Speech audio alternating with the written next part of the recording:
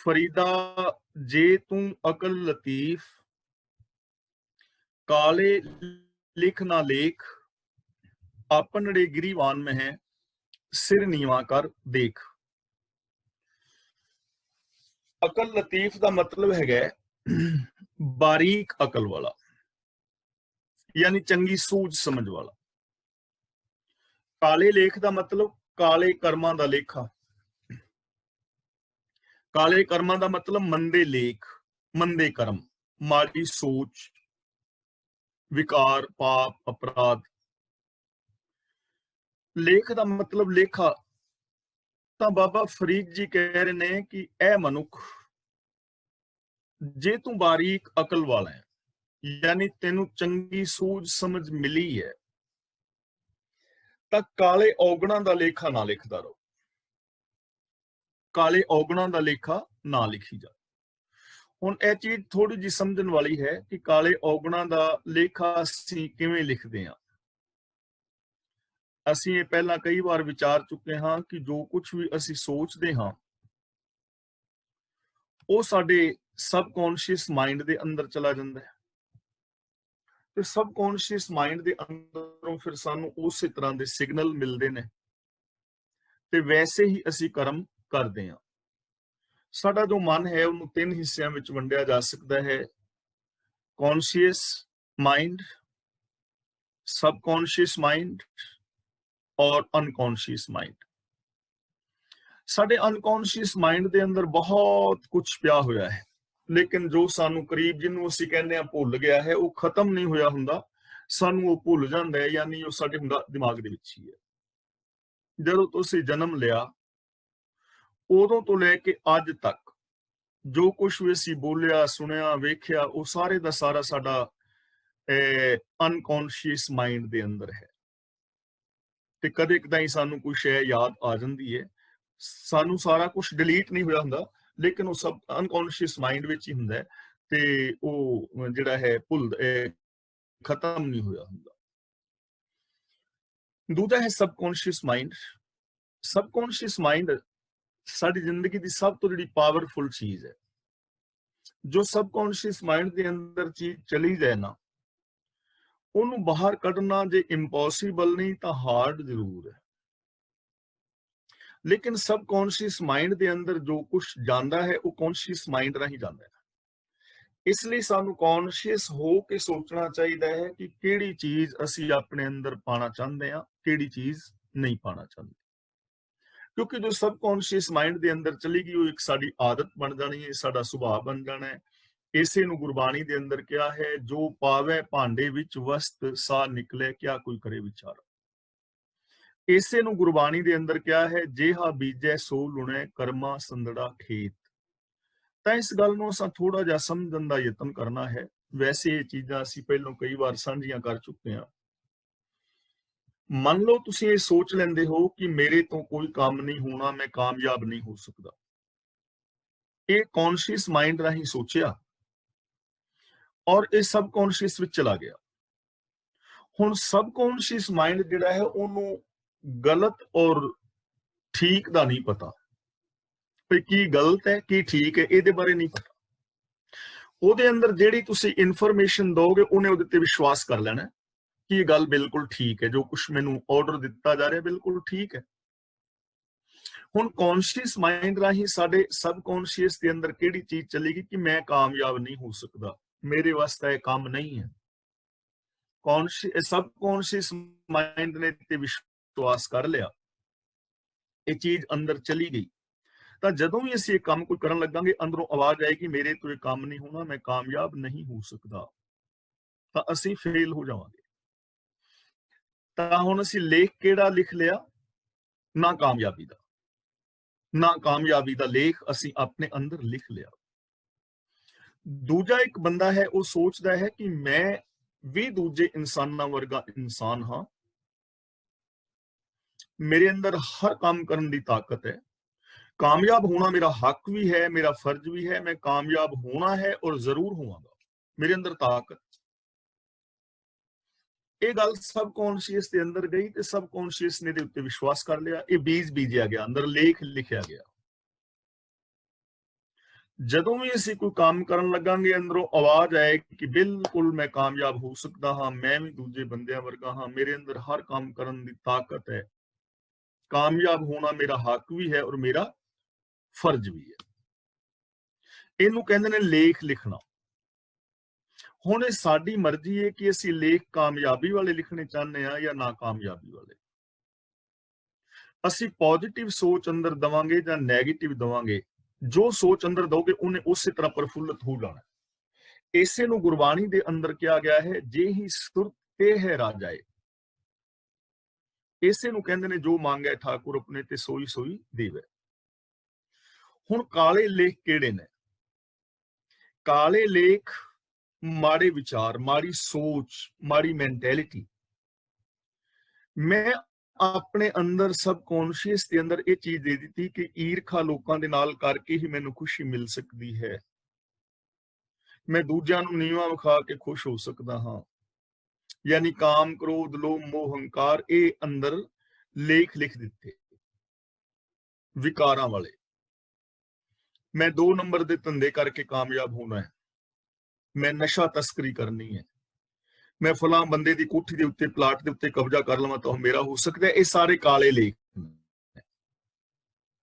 ਇਹ ਕਾਲੇ ਲੇਖ ਨੇ। ਨੈਗੇਟਿਵਿਟੀ, ਪਾਪ, ਅਪਰਾਧ, ਈਰਖਾ, ਦਵੇਸ਼।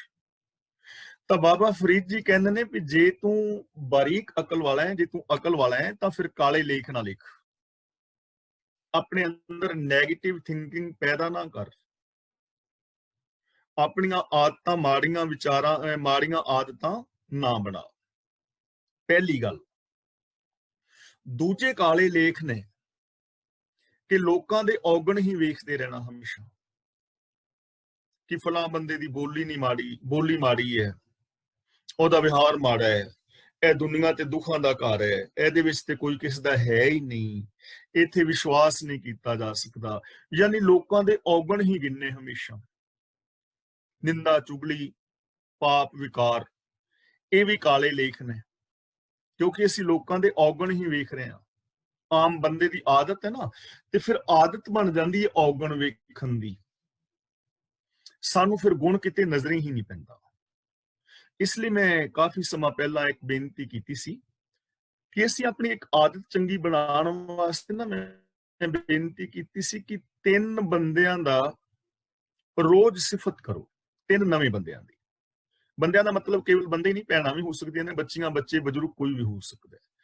ਕਿਉਂਕਿ ਇਸ ਦੁਨੀਆ ਦੇ ਅੰਦਰ ਸਾਰੇ ਲੋਕ ਤਾਂ ਮਾੜੇ ਹੈ ਨਹੀਂ, ਔਰ ਹਰ ਬੰਦਾ ਬੇਸ਼ੱਕ ਕਿਸੇ ਦੇ ਵਿੱਚ ਔਗਣ ਹੈ। ਮੰਨ ਲਓ ਕੋਈ ਬੰਦਾ ਸ਼ਰਾਬ ਪੀਂਦਾ ਹੈ, ਨਸ਼ਾ ਕਰਦਾ ਹੈ, ਤਾਂ ਮਾੜਾ ਕੰਮ ਹੈ, ਨਸ਼ਾ ਨਹੀਂ ਕਰਨਾ ਚਾਹੀਦਾ। ਪਰ ਹੋ ਸਕਦਾ ਹੈ ਉਹ ਬੰਦਾ ਕੰਪਿਊਟਰ ਦਾ ਬੜਾ ਮਾਸਟਰ ਹੋਵੇ, ਤਾਂ ਉਹਦੇ ਵਿੱਚ ਗੁਣ ਤਾਂ ਹੈ ਨਾ। ਸ਼ਰਾਬ ਪੀਣਾ ਮਾੜਾ ਹੈ, ਮੈਂ ਇੱਥੇ ਸ਼ਰਾਬ ਪੀਣ ਦੀ ਪ੍ਰੋੜਤਾ ਨਹੀਂ ਕਰ ਰਿਹਾ, ਸ਼ਰਾਬ ਪੀਣਾ ਮਾੜਾ ਹੈ, ਲੇਕਿਨ ਹੋ ਸਕਦਾ ਹੈ ਕਿ ਉਹ ਬੰਦਾ ਜਦੋਂ ਸ਼ਰਾਬ ਨਹੀਂ ਪੀਂਦਾ, ਸ਼ਾਮ ਆਦਿਕ ਨੂੰ ਪੀ ਕੇ ਸ਼ਰਾਬ ਕਮਲ ਕੁੱਟਦਾ ਹੈ, ਪਰ ਬਾਕੀ ਸਾਰਾ ਦਿਨ ਉਹ ਕੰਪਿਊਟਰ ਦਾ ਚੰਗਾ ਮਾਸਟਰ ਹੈ, ਤਾਂ ਉਹ ਤੋਂ ਕੰਪਿਊਟਰ ਦਾ ਗੁਣ ਲਿਆ ਜਾ ਸਕਦਾ, ਉਹਦੇ ਗੁਣ ਦੀ ਸਿਫਤ ਕਰਨੀ ਚਾਹੀਦੀ, ਉਹਦਾ ਗੁਣ ਵੇਖਣਾ ਚਾਹੀਦਾ। ਹਰ ਇਨਸਾਨ ਦੇ ਅੰਦਰ ਕੋਈ ਨਾ ਕੋਈ ਗੁਣ ਜ਼ਰੂਰ ਹੈ, ਕੋਈ ਨਾ ਕੋਈ ਕੁਆਲਿਟੀ ਜ਼ਰੂਰ ਹੈ, ਤਾਂ ਉਹਦੇ ਗੁਣ ਨੂੰ ਵੇਖੋ। ਤਾਂ ਬਾਬਾ ਫਰੀਦ ਜੀ ਕਹਿੰਦੇ ਨੇ ਕਿ ਜੇ ਤੂੰ ਬਾਰੀਕ ਅਕਲ ਵਾਲਾ ਹੈ, ਜੇ ਰੱਬ ਨੇ ਤੈਨੂੰ ਸੂਝ ਸਮਝ ਬਖਸ਼ੀ ਹੈ, ਤਾਂ ਕਾਲੇ ਲੇਖ ਨਾ ਲਿਖ। ਇੱਕ ਤਾਂ ਆਪਣੇ ਅੰਦਰ ਵਿਕਾਰ ਪੈਦਾ ਨਾ ਕਰ, ਨੈਗੇਟਿਵਿਟੀ ਪੈਦਾ ਨਾ ਕਰ, ਇਨਫੀਰੀਅਰਿਟੀ ਕੰਪਲੈਕਸ ਪੈਦਾ ਨਾ ਕਰ। ਤਾਂ ਦੂਜੇ ਨੰਬਰ ਤੇ ਜੋ ਦੁਨੀਆ ਹੈ, ਇਹਦੇ ਵਿੱਚ ਕੇਵਲ ਨੈਗੇਟਿਵਿਟੀ ਹੀ ਨਾ ਵੇਖ, ਲੋਕਾਂ ਦੇ ਕਾਲੇ ਮਾੜੇ ਕਰਮ ਹੀ ਨਾ ਵੇਂਦਾ ਰਹੋ, ਸਗੋਂ ਆਪਨੜੇ ਗਿਰੀਵਾਨ ਮਹਿ ਸਿਰ ਨੀਵਾ ਕਰ ਦੇਖ। ਗਿਰੀਵਾਨ ਕਹਿੰਦੇ ਨੇ ਬੁੱਕਲ, ਜਿਵੇਂ ਅਸੀਂ ਆਪਣੇ ਖੇਸ ਆਦਿਕ ਦੀ ਬੁੱਕਲ ਮਾਰੀ ਹੋਏ ਨਾ, ਤੇ ਉਹਦੇ ਅੰਦਰ ਝਾਕਣਾ। ਇੱਥੇ ਗਿਰੀਵਾਨ ਦਾ ਮਤਲਬ ਬੁੱਕਲ ਦੇ ਅੰਦਰ ਮੂੰਹ ਪਾ ਕੇ ਵੇਖ, ਯਾਨੀ ਆਪਣੇ ਅੰਦਰ ਵੇਖ।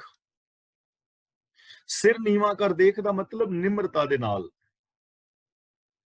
ਨਿਸਪਕਸ਼, ਈਮਾਨਦਾਰੀ ਦੇ ਨਾਲ ਆਪਣੇ ਅੰਦਰ ਝਾਤੀ ਮਾਰ ਕੇ ਲੇਖ ਕੈਸੇ ਲਿਖ ਰਿਹਾ ਹੈ। ਸਿਰ ਨੀਵਾ ਕਰ ਦੇਖ ਦਾ ਮਤਲਬ ਈਮਾਨਦਾਰੀ ਦੇ ਨਾਲ ਆਪਣੀ ਸਵੈ ਪੜਚੋਲ ਕਰ, ਸੈਲਫ ਐਨਾਲਿਸਿਸ ਕਰ ਕਿ ਤੂੰ ਕਿਹੜੇ ਲੇਖ ਲਿਖ ਰਿਹਾ ਹੈ, ਕੈਸੀਆਂ ਆਦਤਾਂ ਬਣਾ ਰਿਹਾ ਹੈ।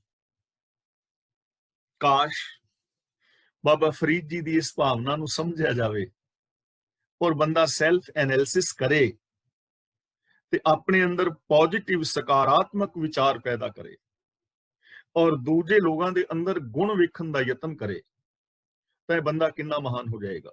ਮੈਂ ਇੱਕ ਬੇਨਤੀ ਕੀਤੀ ਸੀ ਜੋ ਮੈਂ ਵਿੱਚ ਛੱਡ ਗਿਆ ਕਿ 3 ਵੀਰਾਂ ਭੈਣਾਂ ਦੀ ਸਿਫਤ ਰੋਜ਼ ਕਰੋ ਜਿਹੜੇ ਉਹਨਾਂ ਦੇ ਅੰਦਰ ਗੁਣ ਨੇ। ਤੁਹਾਡੇ ਨਾਨਕਿਆਂ, ਦਾਦਕਿਆਂ, ਚਾਚਿਆਂ, ਤਾਇਆਂ, ਸੱਜਣਾ, ਮਿੱਤਰਾਂ, ਅੜੋਸੀਆਂ, ਪੜੋਸੀਆਂ, ਸਮਾਜ ਦੇ ਵਿੱਚ, ਦੁਨੀਆ ਦੇ ਵਿੱਚ ਡੇਲੀ 3 ਨਵੇਂ ਵੀਰਾਂ ਭੈਣਾਂ ਦੀ ਸਿਫਤ ਕਰੋ ਕਿ ਸਾਡੀ ਚਾਚੀ ਇਹ ਤੇ ਸਬਜ਼ੀ ਬਹੁਤ ਵਧੀਆ ਬਣਾਉਂਦੀ, ਕਮਾਲ ਦੀ, ਸੇਵੀਆਂ ਬੜੀਆਂ ਸੋਹਣੀਆਂ ਵੱਟਦੀ ਹੈ। ਸਾਡਾ ਫੁੱਫੜ ਹੈ ਤੇ ਉਹਦਾ ਸੁਭਾਅ ਬੜਾ ਵਧੀਆ, ਉਹਦੀ ਬੋਲਚਾਲ, ਵਰਡਿੰਗ ਉਹਦੀ ਕਮਾਲ ਦੀ ਹੈ, ਟੋਨ ਬੜੀ ਵਧੀਆ। ਸਾਡਾ ਦਾਦਾ ਹੈ ਤੇ ਉਹ ਬੱਚਿਆਂ ਦੇ ਨਾਲ ਬੜਾ ਪਿਆਰ ਕਰਦਾ, ਉਹ ਬੱਚਿਆਂ ਨੂੰ ਬਹੁਤ ਚੰਗੀ ਗਾਈਡੈਂਸ ਦਿੰਦਾ ਹੈ। ਇਹ ਜਿਹੜੇ ਗੁਣ ਨੇ ਨਾ 3 ਬੰਦਿਆਂ ਦੇ ਰੋਜ਼ ਔਗਣ ਦੀ ਗੱਲ ਕੋਈ ਨਾ ਕਰੋ। 1 ਮਹੀਨਾ ਕਰਕੇ ਦੇਖੋ, ਮਹੀਨੇ ਬਾਅਦ ਆਦਤ ਬਦਲ ਜਾਏਗੀ, ਪੂਰੀ ਗੁਣ ਹੀ ਦਿਸਣ ਲੱਗ ਜਾਣਗੇ, ਆਪਣੇ ਅੰਦਰ ਵੀ ਪੋਜ਼ਿਟਿਵਿਟੀ ਆ ਜਾਏਗੀ। ਤੇ ਜੇ ਅਸੀਂ ਰੋਜ਼ ਔਗਣ ਹੀ ਵੇਖਾਂਗੇ ਤੇ ਫਿਰ ਅਸੀਂ ਵੀ ਅਵਗੁਣ ਯਾਰੇ ਮਾਨਸ ਹੈ ਭਲੋ ਨਾ ਕਹੇ ਕੋਈ। ਤਾਂ ਇਮਾਨਦਾਰੀ ਦੇ ਨਾਲ ਇੱਥੇ ਸਾਨੂੰ ਦਿੱਤੀ ਜਾ ਰਹੀ ਹੈ ਸੇਧ ਕਿ ਇਮਾਨਦਾਰੀ ਦੇ ਨਾਲ ਅਸੀਂ ਆਪਣੀ ਮੈਂਟੈਲਿਟੀ ਨੂੰ ਵੇਖਣਾ ਹੈ, ਸੈਲਫ ਐਨਾਲਿਸਿਸ ਕਰਨਾ ਹੈ ਕਿ ਅਸੀਂ ਆਪਣੇ ਅੰਦਰ ਕੈਸੀ ਵਿਚਾਰ ਬਣਾਈ ਬੈਠੇ ਹਾਂ। ਕਿ ਅਸੀਂ ਦੂਜਿਆਂ ਦੀਆਂ ਭਾਵਨਾਵਾਂ ਨੂੰ ਆਹਤ ਕਰਦੇ ਹਾਂ, ਕਿ ਅਸੀਂ ਹੰਕਾਰ ਕਰਕੇ ਦੂਜੇ ਨੂੰ ਨੀਵਾਂ ਦਿਖਾਉਂਦੇ ਹਾਂ, ਕਿ ਸਾਡੇ ਅੰਦਰ ਕ੍ਰੋਧ ਹੈ, ਨਿੱਕੀ ਨਿੱਕੀ ਗੱਲ ਤੋਂ ਅਸੀਂ ਭੜਕ ਜਾਂਦੇ ਹਾਂ, ਕਿ ਅਸੀਂ ਛੋਟੇ ਛੋਟੇ ਝੂਠ ਰੋਜ਼ ਬੋਲਦੇ ਹਾਂ, ਕਿ ਅਸੀਂ ਲਾਲਚ ਕਰਕੇ ਸੱਚ ਤੋਂ ਦੂਰ ਚਲੇ ਜਾਂਦੇ ਹਾਂ। ਐਸਾ ਤੇ ਨਹੀਂ। ਜੇ ਐਸਾ ਹੈ ਤਾਂ ਇਹਨਾਂ ਚੀਜ਼ਾਂ ਨੂੰ ਦੂਰ ਕਰੋ ਇਮਾਨਦਾਰੀ ਦੇ ਨਾਲ, ਆਪਣੇ ਅੰਦਰ ਸ਼ੁਭ ਗੁਣ ਪੈਦਾ ਕਰੋ ਔਰ ਦੂਜਿਆਂ ਦੇ ਵੀ ਗੁਣਾਂ ਨੂੰ ਵੇਖਣ ਦਾ ਯਤਨ ਕਰੋ। ਤਾਂ ਇੱਥੋਂ ਸਾਨੂੰ ਜੀਣ ਵਾਸਤੇ ਕੀ ਚੀਜ਼ ਮਿਲੀ ਕਿ ਅਸੀਂ ਕਾਲੇ ਲੇਖ ਨਹੀਂ ਲਿਖਣੇ, ਅਸੀਂ ਕਾਲੇ ਲੇਖ ਨਹੀਂ ਲਿਖਣੇ, ਨੈਗੇਟਿਵਿਟੀ, ਪਾਪ, ਅਪਰਾਧ ਆਪਣੇ ਅੰਦਰ ਪੈਦਾ ਨਹੀਂ ਕਰਨੇ, ਸਬਕੌਂਸ਼ੀਅਸ ਮਾਈਂਡ ਵਿੱਚ ਨਹੀਂ ਜਾਣ ਦੇਣਾ। ਦੂਜੀ ਗੱਲ, ਜੋ ਆਮ ਜਨਤਾ ਹੈ ਉਹਦੇ ਅਸੀਂ ਕੇਵਲ ਅਵਗੁਣਾਂ ਨੂੰ ਹੀ ਨਹੀਂ ਵੇਖਣਾ, ਅਸੀਂ ਗੁਣਾਂ ਨੂੰ ਵੇਖਣ ਦਾ ਯਤਨ ਕਰਨਾ ਹੈ। ਹਰ ਹਾਲਾਤ ਦੇ ਵਿੱਚ ਪੋਜ਼ਿਟਿਵ ਰਹਿਣਾ ਹੈ, ਤਾਂ ਹੀ ਸਾਡੀ ਜ਼ਿੰਦਗੀ, ਪਰਿਵਾਰਕ ਜ਼ਿੰਦਗੀ ਔਰ ਸਮਾਜਿਕ ਜ਼ਿੰਦਗੀ ਸਫਲੀ ਹੋ ਸਕੇਗੀ। ਅਗਲਾ ਬਚਨ ਕਰਦੇ ਨੇ, ਫਰੀਦਾ ਜੋ ਤੈਂ ਮਾਰਨ ਮੁਕੀਆਂ ਤਿਨਾ ਨਾ ਮਾਰੇ ਘੁੰਮ, ਆਪਨੜੇ ਕਰ ਜਾਈਐ ਪੈਰ ਤਿਨਾ ਦੇ ਚੁੰਮ। ਤੈ ਸ਼ਬਦ ਲਿਖਿਆ ਹੈ, ਇਹਨੂੰ ਪੜਨਾ ਹੈ ਤੈਂ। ਹੁਣ ਜਿਵੇਂ ਮੁਕੀਆ ਲਿਖਿਆ ਹੈ, ਮੁਕੀਆ, ਤਾਂ ਇੱਥੇ ਮੰਮੇ ਦੇ ਉੱਤੇ ਅੱਧਕ ਲਾਵਾਂਗੇ ਔਰ ਐੜੇ ਦੇ ਨਾਲ ਬਿੰਦੀ ਦਾ ਪਾਠ ਹੋਏਗਾ, ਮੁਕੀਆਂ। ਤਿਨਾ, ਇੱਥੇ ਨੰਨੇ ਦੇ ਥੱਲੇ ਹਾਹਾ ਹੈ ਅੱਧਾ, ਹਲੰਤ ਹੈ, ਇਹਨੂੰ ਥੋੜਾ ਜਿਹਾ ਭਾਰਾ ਕਰਕੇ ਬੋਲਾਂਗੇ ਤਿਨਾ। ਘੁੰਮ ਦਾ ਮਤਲਬ ਘੁੰਮ ਕੇ, ਪਰਤ ਕੇ। ਹੁਣ ਇਸ ਸ਼ਲੋਕ ਦੇ ਬਾਰੇ ਕੁਝ ਵਿਚਾਰ ਜਿਹੜੀ ਨਾ ਇੱਕ ਵੱਖਰੇ ਐਂਗਲ ਤੋਂ ਸਾਨੂੰ ਵਿਚਾਰਨ ਦੀ ਲੋੜ ਹੈ, ਕਿਉਂਕਿ ਕਈ ਵੀਰਾਂ ਦੇ ਸਵਾਲ ਫਿਰ ਇਸ ਟਾਈਪ ਦੇ ਆ ਜਾਂਦੇ ਨੇ ਕਿ ਇਹ ਜੇ ਦਾ ਅਸੀਂ ਇਹ ਕਰੀਏ ਕਿ ਜੋ ਤੈਂ ਮਾਰਨ ਮੁਕੀਆਂ ਤਿਨਾ ਨਾ ਮਾਰੇ ਘੁੰਮ, ਕਿ ਜਿਹੜੇ ਤੈਨੂੰ ਮੁਕੀਆਂ ਮਾਰਦੇ ਨੇ ਉਹਨਾਂ ਨੂੰ ਪਰਤ ਕੇ ਮਾਰ ਨਾ, ਸਗੋਂ ਆਪਨੜੇ ਕਰ ਜਾਈਏ ਪੈਰ ਤਿਨਾਂ ਦੇ ਚੁੰਮ, ਉਹ ਮੁਕੀਆਂ ਮਾਰਨ ਵਾਲਿਆਂ ਦੇ ਪੈਰ ਚੁੰਮ ਕੇ ਆਪਣੇ ਘਰ ਚਲੇ ਜਾਣਾ ਚਾਹੀਦਾ। ਤੇ ਜੋ ਇਸ ਤੇ ਅਰਥ ਭਾਵ ਵਿਦਵਾਨ ਪੁਰਸ਼ਾਂ ਨੇ ਕੀਤੇ ਨੇ, ਉਹ ਇਹੀ ਕੀਤੇ ਨੇ ਕਿ ਜੇ ਤੈਨੂੰ ਕੋਈ ਦੁੱਖ ਦਿੰਦਾ ਹੈ ਤਾਂ ਉਹਨੂੰ ਪਰਤ ਕੇ ਨਾ ਮਾਰ, ਬਦਲੇ ਦੀ ਭਾਵਨਾ ਦੇ ਨਾਲ ਨਾ ਜੀ, ਸਗੋਂ ਉਹਨਾਂ ਦੇ ਪੈਰ ਚੁੰਮ ਕੇ ਆਪਣੇ ਘਰ ਵਿੱਚ ਸ਼ਾਂਤ ਅਵਸਥਾ ਵਿੱਚ ਟਿਕੇ ਰਹਿਣਾ ਚਾਹੀਦਾ ਹੈ। ਇਹ ਅਰਥ ਭਾਈ ਸਾਹਿਬ ਸਿੰਘ ਜੀ ਨੇ ਵੀ ਕੀਤੇ ਨੇ, ਹੋਰ ਵਿਦਵਾਨਾਂ ਨੇ ਵੀ ਕੀਤੇ ਨੇ। ਤਾਂ ਹੁਣ ਅਸੀਂ ਇੱਥੇ ਇਹਦੀ ਥੋੜੀ ਜਿਹੀ ਵਿਚਾਰ ਕਰਾਂਗੇ। ਜੋ ਸਾਡੇ ਕੋਲ ਸ਼ੰਕੇ ਵੀ ਆਉਂਦੇ ਨੇ, ਉਹ ਇਹ ਆਉਂਦੇ ਨੇ ਕਿ ਜੇ ਕੋਈ ਬੰਦਾ ਜ਼ੁਲਮ ਕਰਦਾ ਹੈ, ਜਿਵੇਂ ਔਰੰਗਜ਼ੇਬ ਹੈ, ਤੇ ਉਹ ਮੁੱਕੀਆਂ ਮਾਰਦਾ ਹੈ, ਪੂਰੇ ਦੇਸ਼ ਨੂੰ ਪਰੇਸ਼ਾਨ ਕੀਤਾ, ਤਾਂ ਕੀ ਫਿਰ ਉਹਦੇ ਪੈਰ ਚੁੰਮੇ ਜਾਣ ਔਰ ਆਪਣੇ ਘਰ ਚਲੇ ਜਾਈਏ? ਜਿਵੇਂ ਹੁਣ ਕਿਸਾਨ ਅੰਦੋਲਨ ਚੱਲ ਰਿਹਾ ਹੈ, ਤਾਂ ਕਿਸਾਨਾਂ ਦੇ ਹੱਕਾਂ ਦੀ ਆਪਾਂ ਗੱਲ ਕਰੀਏ ਤਾਂ ਕੀ ਹੁਣ ਕਿਸਾਨ ਫਿਰ ਸਰਕਾਰ ਦੇ ਪੈਰ ਚੁੰਮ ਕੇ ਘਰ ਚਲੇ ਜਾਣ? ਤਾਂ ਥੋੜੀ ਜਿਹੀ ਪ੍ਰੋਬਲਮ ਆਏਗੀ ਨਾ। ਇਸ ਕਰਕੇ ਇਸ ਸ਼ਲੋਕ ਨੂੰ ਇੱਕ ਵੱਖਰੇ ਐਂਗਲ ਤੋਂ ਵਿਚਾਰਨ ਦਾ ਅਸਾਂ ਯਤਨ ਕਰਨਾ ਹੈ। ਜੋ ਤੈਂ ਮਾਰਨ ਮੁਕੀਆਂ, ਹੁਣ ਇਹਦਾ ਅਰਥ ਅਸੀਂ ਗੁਰਬਾਣੀ ਵਿੱਚੋਂ ਲੱਭਣ ਦਾ ਯਤਨ ਕਰਨਾ ਹੈ। ਹੁਣ ਮੁਕੀਆਂ ਕੌਣ ਮਾਰ ਰਿਹਾ ਹੈ? ਮੈਨੂੰ ਮੁਕੀਆਂ ਕੌਣ ਮਾਰ ਰਿਹਾ ਹੈ? ਤੁਹਾਨੂੰ ਮੁਕੀਆਂ ਕੌਣ ਮਾਰ ਰਿਹਾ ਹੈ? ਹਰ ਇਨਸਾਨ ਨੂੰ ਬਹੁਤਾਤ ਜੋ ਗਿਣਤੀ ਹੈ, ਸਾਰਿਆਂ ਦੀ ਗੱਲ ਨਹੀਂ, ਬਹੁਤਾਤ ਗਿਣਤੀ ਨੂੰ ਹਰ ਵਕਤ ਮੁਕੀਆਂ ਵੱਜ ਰਹੀਆਂ ਨੇ। ਹਰ ਇੱਕ ਨੂੰ ਕੋਈ ਨਾ ਕੋਈ ਮੁੱਕੀ ਮਾਰ ਰਿਹਾ। ਕੌਣ ਮਾਰ ਰਿਹਾ ਮੁੱਕੀ? ਭਗਤ ਰਵਿਦਾਸ ਜੀ ਦਾ ਬੜਾ ਪਿਆਰਾ ਬਚਨ ਹੈ। ਉਹ ਕਹਿੰਦੇ ਨੇ, ਇਨ ਦੂਤਨ ਖਲ ਬੱਧ ਕਰ ਮਾਰਿਓ, ਬੜੋ ਨਿਲਾਜ ਅਜਹੂ ਨਹੀਂ ਹਾਰਿਓ। ਕਿ ਇਹ ਜਿਹੜੇ ਪਾਪ ਵਿਕਾਰ ਨੇ, ਇਹਨਾਂ ਨੇ ਮੈਨੂੰ ਜੀਵਨ ਦੇ ਹਰ ਕਦਮ ਤੇ ਬੰਨ ਕੇ ਮਾਰਿਆ ਹੈ, ਯਾਨੀ ਦੁਖੀ ਕੀਤਾ ਹੈ। ਤੇ ਮੈਂ ਇੰਨਾ ਬੇਸ਼ਰਮ ਹਾਂ ਕਿ ਹਾਲੇ ਵੀ ਥੱਕਿਆ ਨਹੀਂ। ਇਹਨਾਂ ਵਿਕਾਰਾਂ ਦੇ ਵਿੱਚੋਂ ਹੀ ਮੈਂ ਸੁਖ ਪਾਲ ਰਿਹਾ ਹਾਂ। ਧੰਨ ਗੁਰੂ ਅਰਜਨ ਦੇਵ ਜੀ ਦਾ ਪਾਵਨ ਬਚਨ ਹੈ, ਹੋਂ ਗੁਸਾਈ ਦਾ ਪਹਿਲਵਾਨੜਾ, ਮੈਂ ਗੁਰਮਿਲ ਉੱਚ ਦਮਾਲੜਾ। ਵਾਤ ਵੱਜਣ ਟੰਮਕ ਭੇਰੀਆਂ, ਮਲ ਲੱਥੇ ਲੈਂਦੇ ਫੇਰੀਆਂ। ਕਿ ਇਸ ਦੁਨੀਆ ਵਿੱਚ ਮਾਇਆ ਦਾ ਢੋਲ ਟਮੱਕਾ ਵੱਜ ਰਿਹਾ। ਇੱਥੇ ਕਾਮ, ਕ੍ਰੋਧ, ਲੋਭ, ਮੋਹ, ਹੰਕਾਰ, ਬੜੇ ਵੱਡੇ ਪਾਪ ਵਿਕਾਰ ਪਹਿਲਵਾਨਾਂ ਦੀ ਤਰ੍ਹਾਂ ਉਤਰੇ ਹੋਏ ਨੇ, ਜੋ ਫੇਰੀਆਂ ਲੈ ਰਹੇ ਨੇ। ਔਰ ਆਮ ਜੋ ਮਨੁੱਖ ਹੈ, ਉਹਨੂੰ ਇਸ ਜੀਵਨ ਸਫਰ ਦੇ ਅੰਦਰ ਦੁਖੀ ਕਰ ਰਿਹਾ। ਬਾਣੀ ਵਿੱਚ ਹੋਰ ਥਾਂ ਵੀ ਬਚਨ ਆਏ ਨੇ, ਅਵਰ ਪੰਚ ਹਮ ਏਕ ਜਨਾ, ਕਿ ਬਾਕੀ ਪੰਜ ਵਿਕਾਰ ਨੇ, ਮੈਂ ਇਕੱਲਾ ਵਾਂ। ਕਿਉਂ ਰਾਖੋਂ ਘਰ-ਬਾਰ ਮਨਾ, ਮੈਂ ਇਹਨਾਂ ਤੋਂ ਆਪਣੇ ਘਰ-ਬਾਰ ਨੂੰ ਕਿਵੇਂ ਬਚਾਵਾਂ। ਮਾਰੇ ਲੂਟੇ ਨੀਤ ਕਿਸ ਆਗੇ ਕਰੀ ਪੁਕਾਰ ਜਨਾ। ਇਹ ਵਿਕਾਰ ਮੈਨੂੰ ਮਾਰ ਵੀ ਰਹੇ ਨੇ, ਮੇਰੇ ਆਤਮਿਕ ਜੀਵਨ ਨੂੰ ਲੁੱਟ ਵੀ ਰਹੇ ਨੇ, ਮੈਂ ਕਿਹਦੇ ਅੱਗੇ ਪੁਕਾਰ ਕਰਾਂ। ਤਾਂ ਇਹਦਾ ਮਤਲਬ ਕਾਮ, ਕ੍ਰੋਧ, ਲੋਭ, ਮੋਹ, ਹੰਕਾਰ ਆਦਿਕ ਵਿਕਾਰ ਸਾਨੂੰ ਮੁੱਕੀਆਂ ਮਾਰ ਰਹੇ ਨੇ, ਪਰੇਸ਼ਾਨ ਕਰ ਰਹੇ ਨੇ। ਕੋਈ ਕਾਮ ਤੋਂ ਦੁਖੀ ਹੈ, ਕੋਈ ਕ੍ਰੋਧ ਤੋਂ ਦੁਖੀ ਹੈ, ਕੋਈ ਲੋਭ ਤੋਂ, ਕੋਈ ਮੋਹ ਤੋਂ। ਇਹ ਵਿਕਾਰ ਦੁਖੀ ਕਰ ਰਹੇ ਨੇ ਨਾ। ਸਮਝ ਆ ਗਈ ਕਿ ਸਾਨੂੰ ਮੁੱਕੀਆਂ ਕੌਣ ਮਾਰ ਰਿਹਾ? ਜੋ ਤੈਂ ਮਾਰਨ ਮੁੱਕੀਆਂ, ਜਿਹੜੇ ਤੈਨੂੰ ਮੁੱਕੀਆਂ ਮਾਰਦੇ ਨੇ। ਹੁਣ ਅਗਲੀ ਪੰਕਤੀ ਨੂੰ ਪੜਨ ਲੱਗਿਆਂ ਥੋੜਾ ਜਿਹਾ ਧਿਆਨ ਦੇਣਾ ਹੈ। ਇਹਨੂੰ ਅਸੀਂ ਪੋਲਾ ਜਿਹਾ ਪੜ ਜਾਂਦੇ ਹਾਂ, ਤਿਨਾ ਨਾ ਮਾਰੇ ਘੁੰਮ, ਵੀ ਉਹਨਾਂ ਨੂੰ ਘੁੰਮ ਕੇ ਮਾਰਨਾ। ਹੁਣ ਇੱਥੇ ਮਾਰੇ ਦੇ ਰਾਰੇ ਨਾਲ ਬਿੰਦੀ ਲਗਾ ਦਿਓ, ਮਾਰੇ, ਔਰ ਨਾਲ ਇਹਨੂੰ ਪ੍ਰਸ਼ਨਵਾਚਕ ਸਵਾਲੀਆ ਕਰਕੇ ਪੜੋ। ਤਿਨਾ ਨਾ ਮਾਰੇ ਘੁੰਮ, ਤਿਨਾ ਨਾ ਮਾਰੇ ਘੁੰਮ, ਭਈ ਉਹਨਾਂ ਨੂੰ ਪਰਤ ਕੇ ਮਾਰ ਨਹੀਂ ਦਿੰਦਾ, ਭਾਵ ਉਹਨਾਂ ਨੂੰ ਮਾਰ ਦੇ, ਖਤਮ ਕਰ ਦੇ। ਜਿਵੇਂ ਦੇਖੋ, ਇਹ ਚੀਜ਼ ਨੂੰ ਥੋੜਾ ਜਿਹਾ ਸਮਝਣਾ ਪਵੇਗਾ। ਮੈਂ ਕਹਾਂ ਕਿ ਮੈਨੂੰ ਪਿਆਸ ਲੱਗੀ ਹੈ, ਮੇਰੀ ਪਿਆਸ ਨਹੀਂ ਮਿਟਦੀ, ਤੇ ਤੁਸੀਂ ਕਹੋ ਵੀਰੇ ਪਿਆਸ ਲੱਗੀ ਤੇ ਪਾਣੀ ਨਹੀਂ ਪੀਂਦਾ, ਪਾਣੀ ਨਹੀਂ ਪੀਂਦਾ। ਇਹਦਾ ਮਤਲਬ ਕਿ ਪਾਣੀ ਪੀ। ਭੁੱਖ ਲੱਗੀ ਹੈ ਤੇ ਭੁੱਖ ਲੱਗੀ ਤੇ ਪਰੌਂਠੇ ਪਏ ਨੇ, ਪਰੌਂਠੇ ਕਿਉਂ ਨਹੀਂ ਖਾਂਦਾ, ਰੋਟੀ ਕਿਉਂ ਨਹੀਂ ਖਾਂਦਾ। ਮੈਂ ਨਾ ਅੱਜ ਬਿਮਾਰ ਹਾਂ, ਬਿਮਾਰ ਹੈ ਤੇ ਡਾਕਟਰ ਕੋਲ ਨਹੀਂ ਜਾਂਦਾ, ਮਤਲਬ ਡਾਕਟਰ ਕੋਲ ਜਾ। ਸਮਝ ਆ ਗਈ ਨਾ ਇਹ ਗੱਲ? ਡਾਕਟਰ ਕੋਲ ਨਹੀਂ ਜਾਂਦਾ ਮੀਨਸ ਕਿਉਂ ਨਹੀਂ ਜਾ ਰਿਹਾ, ਤੈਨੂੰ ਜਾਣਾ ਚਾਹੀਦਾ।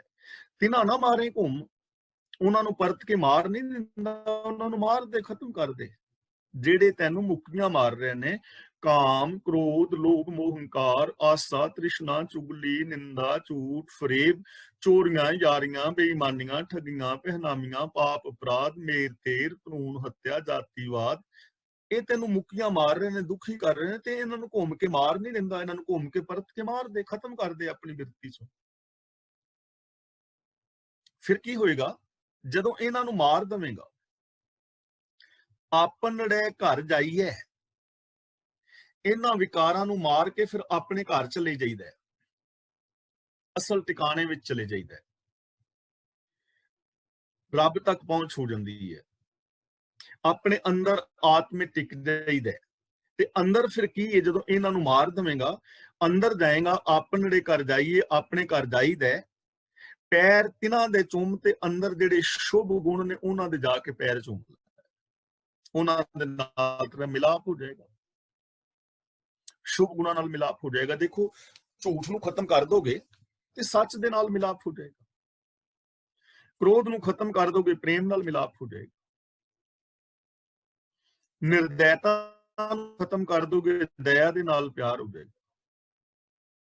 ਆਪਨ ੜੇ ਕਰ ਜਾਈਏ ਪੈਰ ਤਿਨਾਂ ਦੇ ਚੁੰਮ, ਤਾਂ ਆਪਣੇ ਘਰ ਦੇ ਅੰਦਰ ਟਿਕ ਰਹਿਣਾ ਚਾਹੀਦਾ, ਸਵੈ ਸੁਭਾਅ ਦੇ ਅੰਦਰ, ਔਰ ਸ਼ੁਭ ਗੁਣਾਂ ਦੇ ਪੈਰ ਚੁੰਮਣੇ ਚਾਹੀਦੇ ਨੇ। ਤਾਂ ਇਥੋਂ ਸਾਨੂੰ ਜੀਣ ਵਾਸਤੇ ਕੀ ਮਿਲ ਰਿਹਾ ਹੈ, ਜ਼ਿੰਦਗੀ ਜੀਣ ਲਈ, ਕਿ ਆਮ ਜੋ ਇਨਸਾਨ ਹੈ ਬਹੁ ਗਿਣਤੀ, ਵਿਕਾਰਾਂ ਕਰਕੇ ਦੁਖੀ ਹੈ, ਵਿਕਾਰਾਂ ਦੀਆਂ ਮੁੱਕੀਆਂ ਵੱਜ ਰਹੀਆਂ ਨੇ।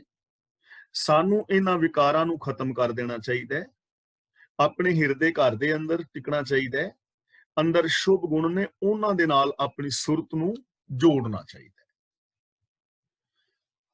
ਅਗਲਾ ਬਚਨ ਹੈ, ਫਰੀਦਾ ਜਾਂ ਤੋਂ ਖੱਟਣ ਵੇਲ, ਤਾਂ ਤੂੰ ਰੱਤਾ ਦੁਨੀ ਸਿਉ, ਮਰਗ ਸਵਾਈ ਨੀ ਜਾਂ ਭਰਿਆ ਤਾਂ ਲੱਦਿਆ। ਜਾਂ ਤੋਂ, ਹੁਣ ਤੋਂ ਇਹਨੂੰ ਬਿੰਦੀ ਲਗਾ ਕੇ ਪੜਨਾ ਹੈ। ਤੋਂ ਦਾ ਮਤਲਬ ਹੋ ਜਾਏਗਾ ਤਾਂ, ਤੇ ਤੋਂ ਦਾ ਮਤਲਬ ਹੁੰਦਾ ਹੈ ਤੂੰ।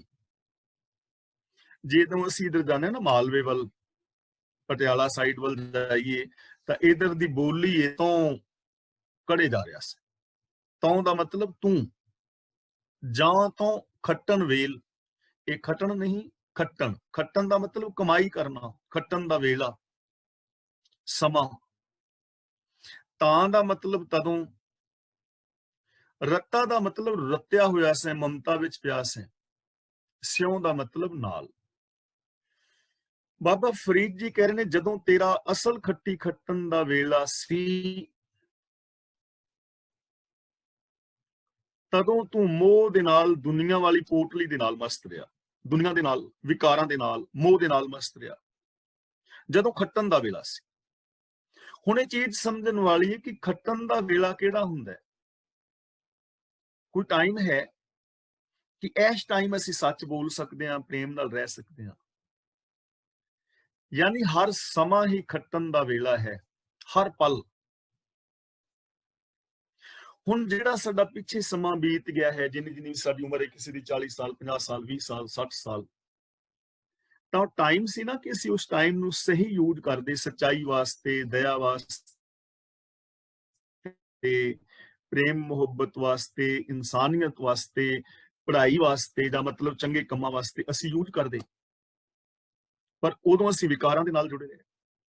ਅੱਜ ਅਸੀਂ ਹੁਣ ਪਛਤਾਨੇ, ਆਕਾਸ਼ ਪੜ੍ਹ ਲੈਂਦੇ, ਤੇ ਜਦੋਂ ਮਾਂ ਪਿਓ ਸਕੂਲੇ ਭੇਜਦੇ ਸਨ ਤੇ ਚੁੱਪ ਕਰਕੇ ਨਿਕਲ ਜਾਈਦਾ ਸੀ, ਰਾਹ ਦੇ ਵਿੱਚ ਸਾਥੀਆਂ ਨਾਲ ਬਾਂਟੇ ਖੇਡ ਕੇ ਸ਼ਾਮ ਨੂੰ ਘਰ ਆ ਜਾਂਦੇ ਸੀ। ਉਦੋਂ ਦੁਨੀਆ ਨਾਲ ਰੱਤੇ ਹੋਏ, ਮਤਲਬ ਵਿਕਾਰਾਂ ਦੇ ਨਾਲ, ਤਾਂ ਪੜ੍ਹਾਈ ਖਤਮ। ਸਚਾਈ ਨਾਲ ਜੁੜਨ ਦਾ ਵੇਲਾ ਸੀ, ਉਹ ਸਚਾਈ ਦਾ ਵੇਲਾ ਜਿਹੜਾ ਝੂਠ ਚ ਗਵਾ ਲਿਆ। ਉੱਚਾ ਆਚਰਣ ਬਣਾਉਣਾ ਸੀ, ਤਾਂ ਉਹ ਆਚਰਣਹੀਣਤਾ ਦੇ ਵਿੱਚ ਗਵਾਚ ਗਿਆ। ਜਦੋਂ ਸੱਚ ਦੇ ਨਾਲ ਜੁੜਨਾ ਸੀ, ਉਦੋਂ ਤੂੰ ਆਪਣੀ ਜ਼ਿੰਦਗੀ ਮੋਹ ਦੇ ਅੰਦਰ ਗਵਾ ਦਿੱਤੀ, ਵਿਕਾਰਾਂ ਦੇ ਵਿੱਚ ਗਵਾ ਦਿੱਤੀ। ਮਰਗ ਸਵਾਈ ਨੀ, ਮਰਗ ਦਾ ਮਤਲਬ ਮੌਤ, ਸਵਾਈ ਦਾ ਮਤਲਬ ਵੱਧਦੀ ਗਈ, ਪੱਕੀ ਹੁੰਦੀ ਗਈ। ਜਾਂ ਦਾ ਮਤਲਬ ਜਦੋਂ, ਭਰਿਆ ਦਾ ਮਤਲਬ ਭਰ ਗਿਆ, ਪੂਰਾ ਹੋ ਗਿਆ। ਨੀਂਹ ਦਾ ਮਤਲਬ ਸਾਡੀ ਜਿਹੜੀ ਨੀਂਹ। ਹੁਣ ਮੌਤ ਦੀ ਨੀਂਹ ਵੱਧ ਰਹੀ ਹੈ, ਮਰਗ ਸਵਾਈ ਨੀਂਹ, ਮੌਤ ਦੀ ਨੀਂਹ ਪੱਕੀ ਹੁੰਦੀ ਗਈ, ਤੇ ਜਦੋਂ ਮੌਤ ਆਈ ਤੇ ਇਥੋਂ ਕੂਚ ਕਰ ਗਿਆ। ਹੁਣ ਇਹ ਚੀਜ਼ ਸਮਝਣ ਵਾਲੀ ਹੈ, ਦੇਖੋ ਸਰੀਰ ਕਰਕੇ ਤਾਂ ਸਾਰਿਆਂ ਨੇ ਮਰ ਜਾਣਾ। ਜਦੋਂ ਸੱਚ ਦੇ ਨਾਲ ਜੁੜਨ ਦਾ ਵੇਲਾ ਹੈ, ਉਦੋਂ ਬੰਦਾ ਝੂਠ ਫਰੇਬ ਦੇ ਨਾਲ ਜੁੜਿਆ ਹੋਇਆ ਹੈ, ਤਾਂ ਇਹ ਕੀ ਹੋ ਰਿਹਾ ਹੈ, ਮੌਤ ਦੀ ਨੀਂਹ ਪੱਕੀ ਹੋ ਰਹੀ ਹੈ, ਮੌਤ ਦੀ, ਜੀਵਨ ਦੀ ਨਹੀਂ ਹੋ ਰਹੀ। ਤੇ ਮੌਤ ਕਿਹੜੀ? ਆਤਮਕ ਮੌਤ। ਆਖਾਂ ਜੀਵਾਂ ਵਿਸਰੈ ਮਰ ਜਾਓ, ਸੋ ਜੀਵਿਆ ਜਿਸ ਮਨ ਵਸਿਆ ਸੋਏ। ਅਸਲ ਜਿਉਂਦਾ ਇਨਸਾਨ ਉਹ ਹੈ ਜਿਸ ਦੇ ਅੰਦਰ ਇਨਸਾਨੀਅਤ ਜਿੰਦਾ ਹੈ। ਤੇ ਜਦੋਂ ਅਸੀਂ ਝੂਠ ਦੇ ਨਾਲ, ਵਿਕਾਰਾਂ ਦੇ ਨਾਲ ਜੁੜਦੇ ਹਾਂ, ਤੇ ਸਾਡੀ ਆਤਮਕ ਮੌਤ ਦੀ ਨੀਂਹ ਪੱਕੀ ਹੁੰਦੀ ਜਾਂਦੀ ਕਿ ਯਕੀਨਨ ਤੌਰ ਤੇ ਅਸੀਂ ਆਤਮਕ ਮੌਤ ਤੇ ਮਰ ਰਹੇ ਹਾਂ, ਆਤਮਕ ਜੀਵਨ ਤੋਂ ਦੂਰ ਜਾ ਰਹੇ ਹਾਂ, ਇਨਸਾਨੀਅਤ ਤੋਂ ਦੂਰ ਜਾ ਰਹੇ ਹਾਂ। ਅੰਦਰੋਂ ਨਰੂ ਮਰ ਰਿਹਾ ਹੈ, ਨਰੂ ਮਰੇ। नर काम ना आवे, पशु मरे 10 गज सवारे। जदों नरू मर जाए, अंदरों इंसानियत मर जाए, वो बंदा किसी काम नहीं होता। ਤੇ ਜਦੋਂ ਪਸ਼ੂ ਪੁਣਾ ਮਰਦਾ ਹੈ, ਉਦੋਂ ਫਿਰ ਲੋਕਾਂ ਦੇ ਕੰਮ ਸਵਾਰਦਾ। ਤਾਂ ਬਾਬਾ ਫਰੀਦ ਜੀ ਸਾਨੂੰ ਸਮਝਾ ਰਹੇ ਨੇ, ਜਦੋਂ ਖੱਟਣ ਦਾ ਵੇਲਾ ਸੀ, ਯਾਨੀ ਤੂੰ ਉਸ ਵਕਤ ਸੱਚ ਦੇ ਨਾਲ ਨਹੀਂ ਜੁੜਿਆ, ਤੂੰ ਵਿਕਾਰਾਂ ਦੇ ਨਾਲ ਜੁੜਿਆ ਰਿਹਾ, ਮੋਹ ਦੇ ਨਾਲ ਜੁੜਿਆ ਰਿਹਾ, ਦੀਨ ਨੂੰ ਛੱਡ ਕੇ ਦੁਨੀਆ ਦੇ ਨਾਲ ਜੁੜਿਆ ਰਿਹਾ, ਦੁਨੀਆ ਵਾਲੀ ਪੋਟਲੀ ਸਿਰ ਦੇ ਉੱਤੇ ਚੁੱਕੀ ਫਿਰਿਆ। ਮਰਗ ਸਵਾਈ ਨਹੀਂ, ਮੌਤ ਦੀ ਨੀਂਹ ਪੱਕੀ ਹੁੰਦੀ ਗਈ। ਜਾਂ ਭਰਿਆ ਤਾਂ ਲੱਦਿਆ, ਤਾਂ ਜਦੋਂ ਆਤਮਕ ਮੌਤ ਹੋ ਗਈ, ਸੱਚ ਦੇ ਨਾਲੋਂ ਟੁੱਟ ਗਿਆ, ਤਾਂ ਲੱਦਿਆ ਦਾ ਮਤਲਬ ਚੱਲ ਪਿਆ ਆਤਮਕ ਮੌਤ ਤੇ ਮਰ ਗਿਆ। ਸਾਰੀ ਜ਼ਿੰਦਗੀ ਆਤਮਕ ਮੌਤ ਦੀ ਨੀਂਹ ਨੂੰ ਪੱਕਿਆਂ ਕਰਦਾ ਰਿਹਾ, ਔਰ ਸਰੀਰਕ ਮੌਤ ਵੀ ਨੇੜੇ ਆ ਗਈ ਤੇ ਅਖੀਰ ਬੰਦਾ ਮਰ ਗਿਆ, ਜੀਵਨ ਬੇਕਾਰ ਗਵਾ ਕੇ ਚਲਾ ਗਿਆ। ਤਾਂ ਇਥੋਂ ਸਾਨੂੰ ਜ਼ਿੰਦਗੀ ਜੀਣ ਵਾਸਤੇ ਮਨੁੱਖਤਾ ਨੂੰ ਕੀ ਮਿਲ ਰਿਹਾ ਹੈ? ਜ਼ਿੰਦਗੀ ਜੀਣ ਵਾਸਤੇ ਇਹ ਚੀਜ਼ ਸਾਨੂੰ ਇੱਥੇ ਦਿੱਤੀ ਜਾ ਰਹੀ ਹੈ ਕਿ ਇਹ ਜਿਹੜਾ ਸਮਾਂ ਹੈ, ਹਰ ਪਲ ਇਹ ਖੱਟਣ ਦਾ ਵੇਲਾ ਹੈ। ਹਰ ਪਲ, ਹਰ ਮਿੰਟ, ਹਰ ਸੈਕਿੰਡ, ਹਰ ਸਵਾਸ ਸੱਚ ਦੇ ਨਾਲ ਜੁੜਨਾ ਹੈ, ਸਚਿਆਰ ਬਣ ਕੇ ਰਹਿਣਾ। ਜੇ ਸਚਿਆਰ ਨਾ ਬਣੇ ਤਾਂ ਫਿਰ ਮੌਤ ਦੀ ਨੀਂਹ ਪੱਕੀ ਹੋਏਗੀ, ਆਤਮਕ ਮੌਤ, ਮਰ ਜਾਵਾਂਗੇ, ਇਨਸਾਨੀਅਤ ਖਤਮ ਹੋ ਜਾਏਗੀ ਤੇ ਇਸ ਦੁਨੀਆ ਤੋਂ ਐਵੇਂ ਹੀ ਜੀਵਨ ਗਵਾ ਕੇ ਚਲੇ ਜਾਵਾਂਗੇ। ਇਸ ਲਈ ਹਰ ਪਲ ਨੂੰ ਪੋਜ਼ਿਟਿਵ ਯੂਜ਼ ਕਰਨਾ ਹੈ, ਗੁਣਾਂ ਦੇ ਨਾਲ ਜੁੜ ਕੇ ਯੂਜ਼ ਕਰਨਾ ਹੈ। ਹਰ ਪਲ ਨੂੰ ਆਤਮਕ ਮੌਤ ਤੋਂ ਬਚਣਾ ਹੈ, ਆਤਮਕ ਜ਼ਿੰਦਗੀ ਜੀਣੀ ਹੈ, ਔਰ ਆਪ ਵੀ ਚੰਗਾ ਜੀਵਨ ਜੀਣਾ ਹੈ ਤੇ ਲੋਕਾਂ ਨੂੰ ਜੀਵਨ ਜੀਣ ਦੀ ਪ੍ਰੇਰਨਾ ਦੇਣੀ। ਅਗਲਾ ਬਚਨ ਕਰਦੇ ਨੇ, ਦੇਖ ਫਰੀਦਾ ਜੋ ਥੀਆ, ਦਾੜੀ ਹੋਈ ਭੂਰ, ਅੱਗੋਂ ਨੇੜਾ ਆਇਆ, ਪਿੱਛਾ ਰਹਿਆ ਦੂਰ।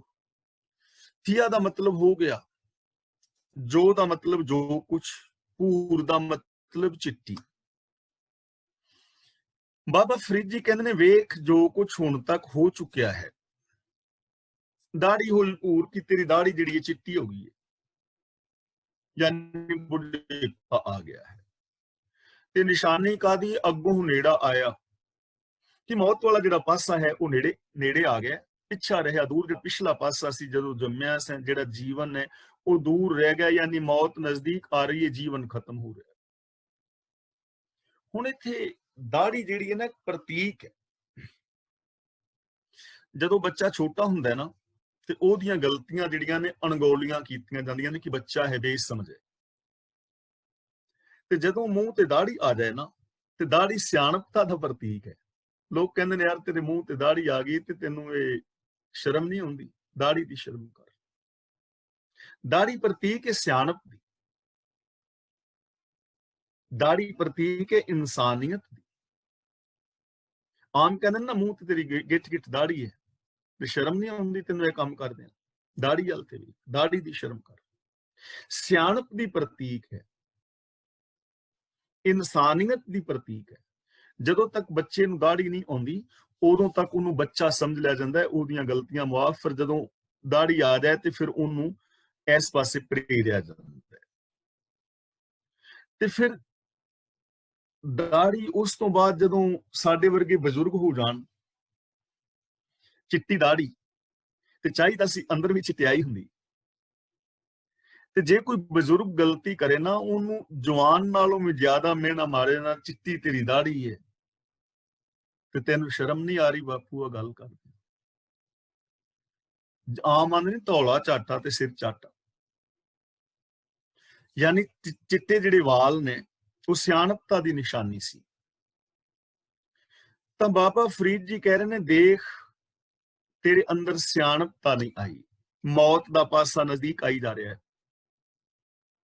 ਜੀਵਨ ਤੇਰਾ ਦੂਰ ਰਹਿ ਗਿਆ ਹੈ, ਯਾਨੀ ਤੂੰ ਮੌਤ ਵਾਲੇ ਪਾਸੇ ਵੱਧ ਰਿਹਾ ਹੈ। ਵਧਣਾ ਸੀ ਜੀਵਨ ਵਾਲੇ ਪਾਸੇ, ਮੌਤ ਵਾਲੇ ਪਾਸੇ ਵਧੀ ਜਾ ਰਿਹਾ ਹੈ। ਹੁਣ ਇੱਥੇ ਸਰੀਰਕ ਮੌਤ ਤੇ ਫਾਈਨਲ ਹੈ, ਉਹ ਤੇ ਹਰ ਇੱਕ ਦੀ ਹੋਣੀ ਹੈ, ਇਹ ਤਾਂ ਬਾਰ-ਬਾਰ ਰਿਪੀਟ ਕਰਨ ਦੀ ਲੋੜ ਨਹੀਂ।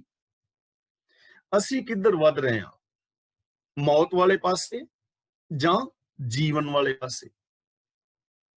ਜੇ ਤਾਂ ਅਸੀਂ ਸਚਿਆਰਤਾ ਦੇ ਰਾਹ ਤੇ ਚੱਲ ਰਹੇ ਹਾਂ, ਇਨਸਾਨੀਅਤ ਵਾਲੇ ਪਾਸੇ ਵੱਧ ਰਹੇ ਹਾਂ, ਸੱਚਾਈ ਵਾਲੇ ਪਾਸੇ ਵੱਧ ਰਹੇ ਹਾਂ। ਜੇ ਸਾਡੀ ਸੋਚ ਦੇ ਅੰਦਰ ਹਰ ਰੋਜ਼ ਹਰ ਪਲ ਸੱਚਾਈ ਆ ਰਹੀ ਹੈ, ਇਹਦਾ ਮਤਲਬ ਅਸੀਂ ਜੀਵਨ ਵਾਲੇ ਪਾਸੇ ਆ ਰਹੇ ਹਾਂ, ਮੌਤ ਤੋਂ ਦੂਰ ਜਾ ਰਹੇ ਹਾਂ, ਜੀਵਨ ਦੇ ਨਜ਼ਦੀਕ ਆ ਰਹੇ ਹਾਂ। ਸੋ ਜੀਵਿਆ ਜਿਸ ਮਨ ਵਸਿਆ ਸੋਏ, ਆਖਾਂ ਜੀਵਾਂ ਬਿਸਰੇ ਮਰ ਜਾਓ, ਮਰਨੰ ਬਿਸਰਣੰ ਗੋਬਿੰਦ ਹੈ, ਜੀਵਨੰ ਹਰ ਨਾਮ ਧਿਆਵਣ। ਜੇ ਸੱਚ ਵਾਲੇ ਪਾਸੇ ਜਾ ਰਹੇ ਹਾਂ ਤਾਂ ਜੀਵਨ ਵਾਲੇ ਪਾਸੇ ਜਾ ਰਹੇ ਹਾਂ, ਤੇ ਜੇ ਸੱਚ ਤੋਂ ਦੂਰ ਜਾ ਰਹੇ ਹਾਂ ਤੇ ਮੌਤ ਵਾਲੇ ਪਾਸੇ ਜਾ ਰਹੇ ਹਾਂ, ਇਨਸਾਨੀਅਤ ਦੀ ਮੌਤ ਵਾਲੇ ਪਾਸੇ ਵੱਧ ਰਹੇ ਹਾਂ। ਇਨਸਾਨੀਅਤ ਮਰ ਰਹੀ ਹੈ, ਖੁਸ਼ੀਆਂ ਮਰ ਜਾਣਗੀਆਂ, ਚਿੰਤਾਵਾਂ ਝੋਰੇ ਕਾੜੇ ਅੰਦੇਸ਼ੇ ਆ ਜਾਣਗੇ। ਇਸ ਲਈ ਬਾਬਾ ਫਰੀਦ ਜੀ ਸਾਨੂੰ ਸਮਝਾ ਰਹੇ ਨੇ ਕਿ ਵੇਖ, ਤੂੰ ਜੀਵਨ ਦੀ ਬਜਾਏ ਮੌਤ ਵਾਲੇ ਪਾਸੇ ਵਧੀ ਜਾ ਰਿਹਾ ਹੈ। ਤੇਰਾ ਬਚਪਨਾ ਵੀ ਗਿਆ, ਤੇਰੀ ਜਵਾਨੀ ਵੀ ਗਈ, ਤੇਰਾ ਬੁਢੇਪਾ ਵੀ ਗਿਆ, ਤੇ ਤੂੰ ਮੌਤ ਵਾਲੇ ਪਾਸੇ ਵੱਧ ਰਿਹਾ। ਤਾਂ ਸਾਨੂੰ ਇਸ ਸ਼ਲੋਕ ਚੋਂ ਜ਼ਿੰਦਗੀ ਜੀਣ ਲਈ ਕੀ ਮਿਲ ਰਿਹਾ ਹੈ ਕਿ ਅਸੀਂ ਜੀਵਨ ਵਾਲੇ ਪਾਸੇ ਵਧਣਾ ਹੈ।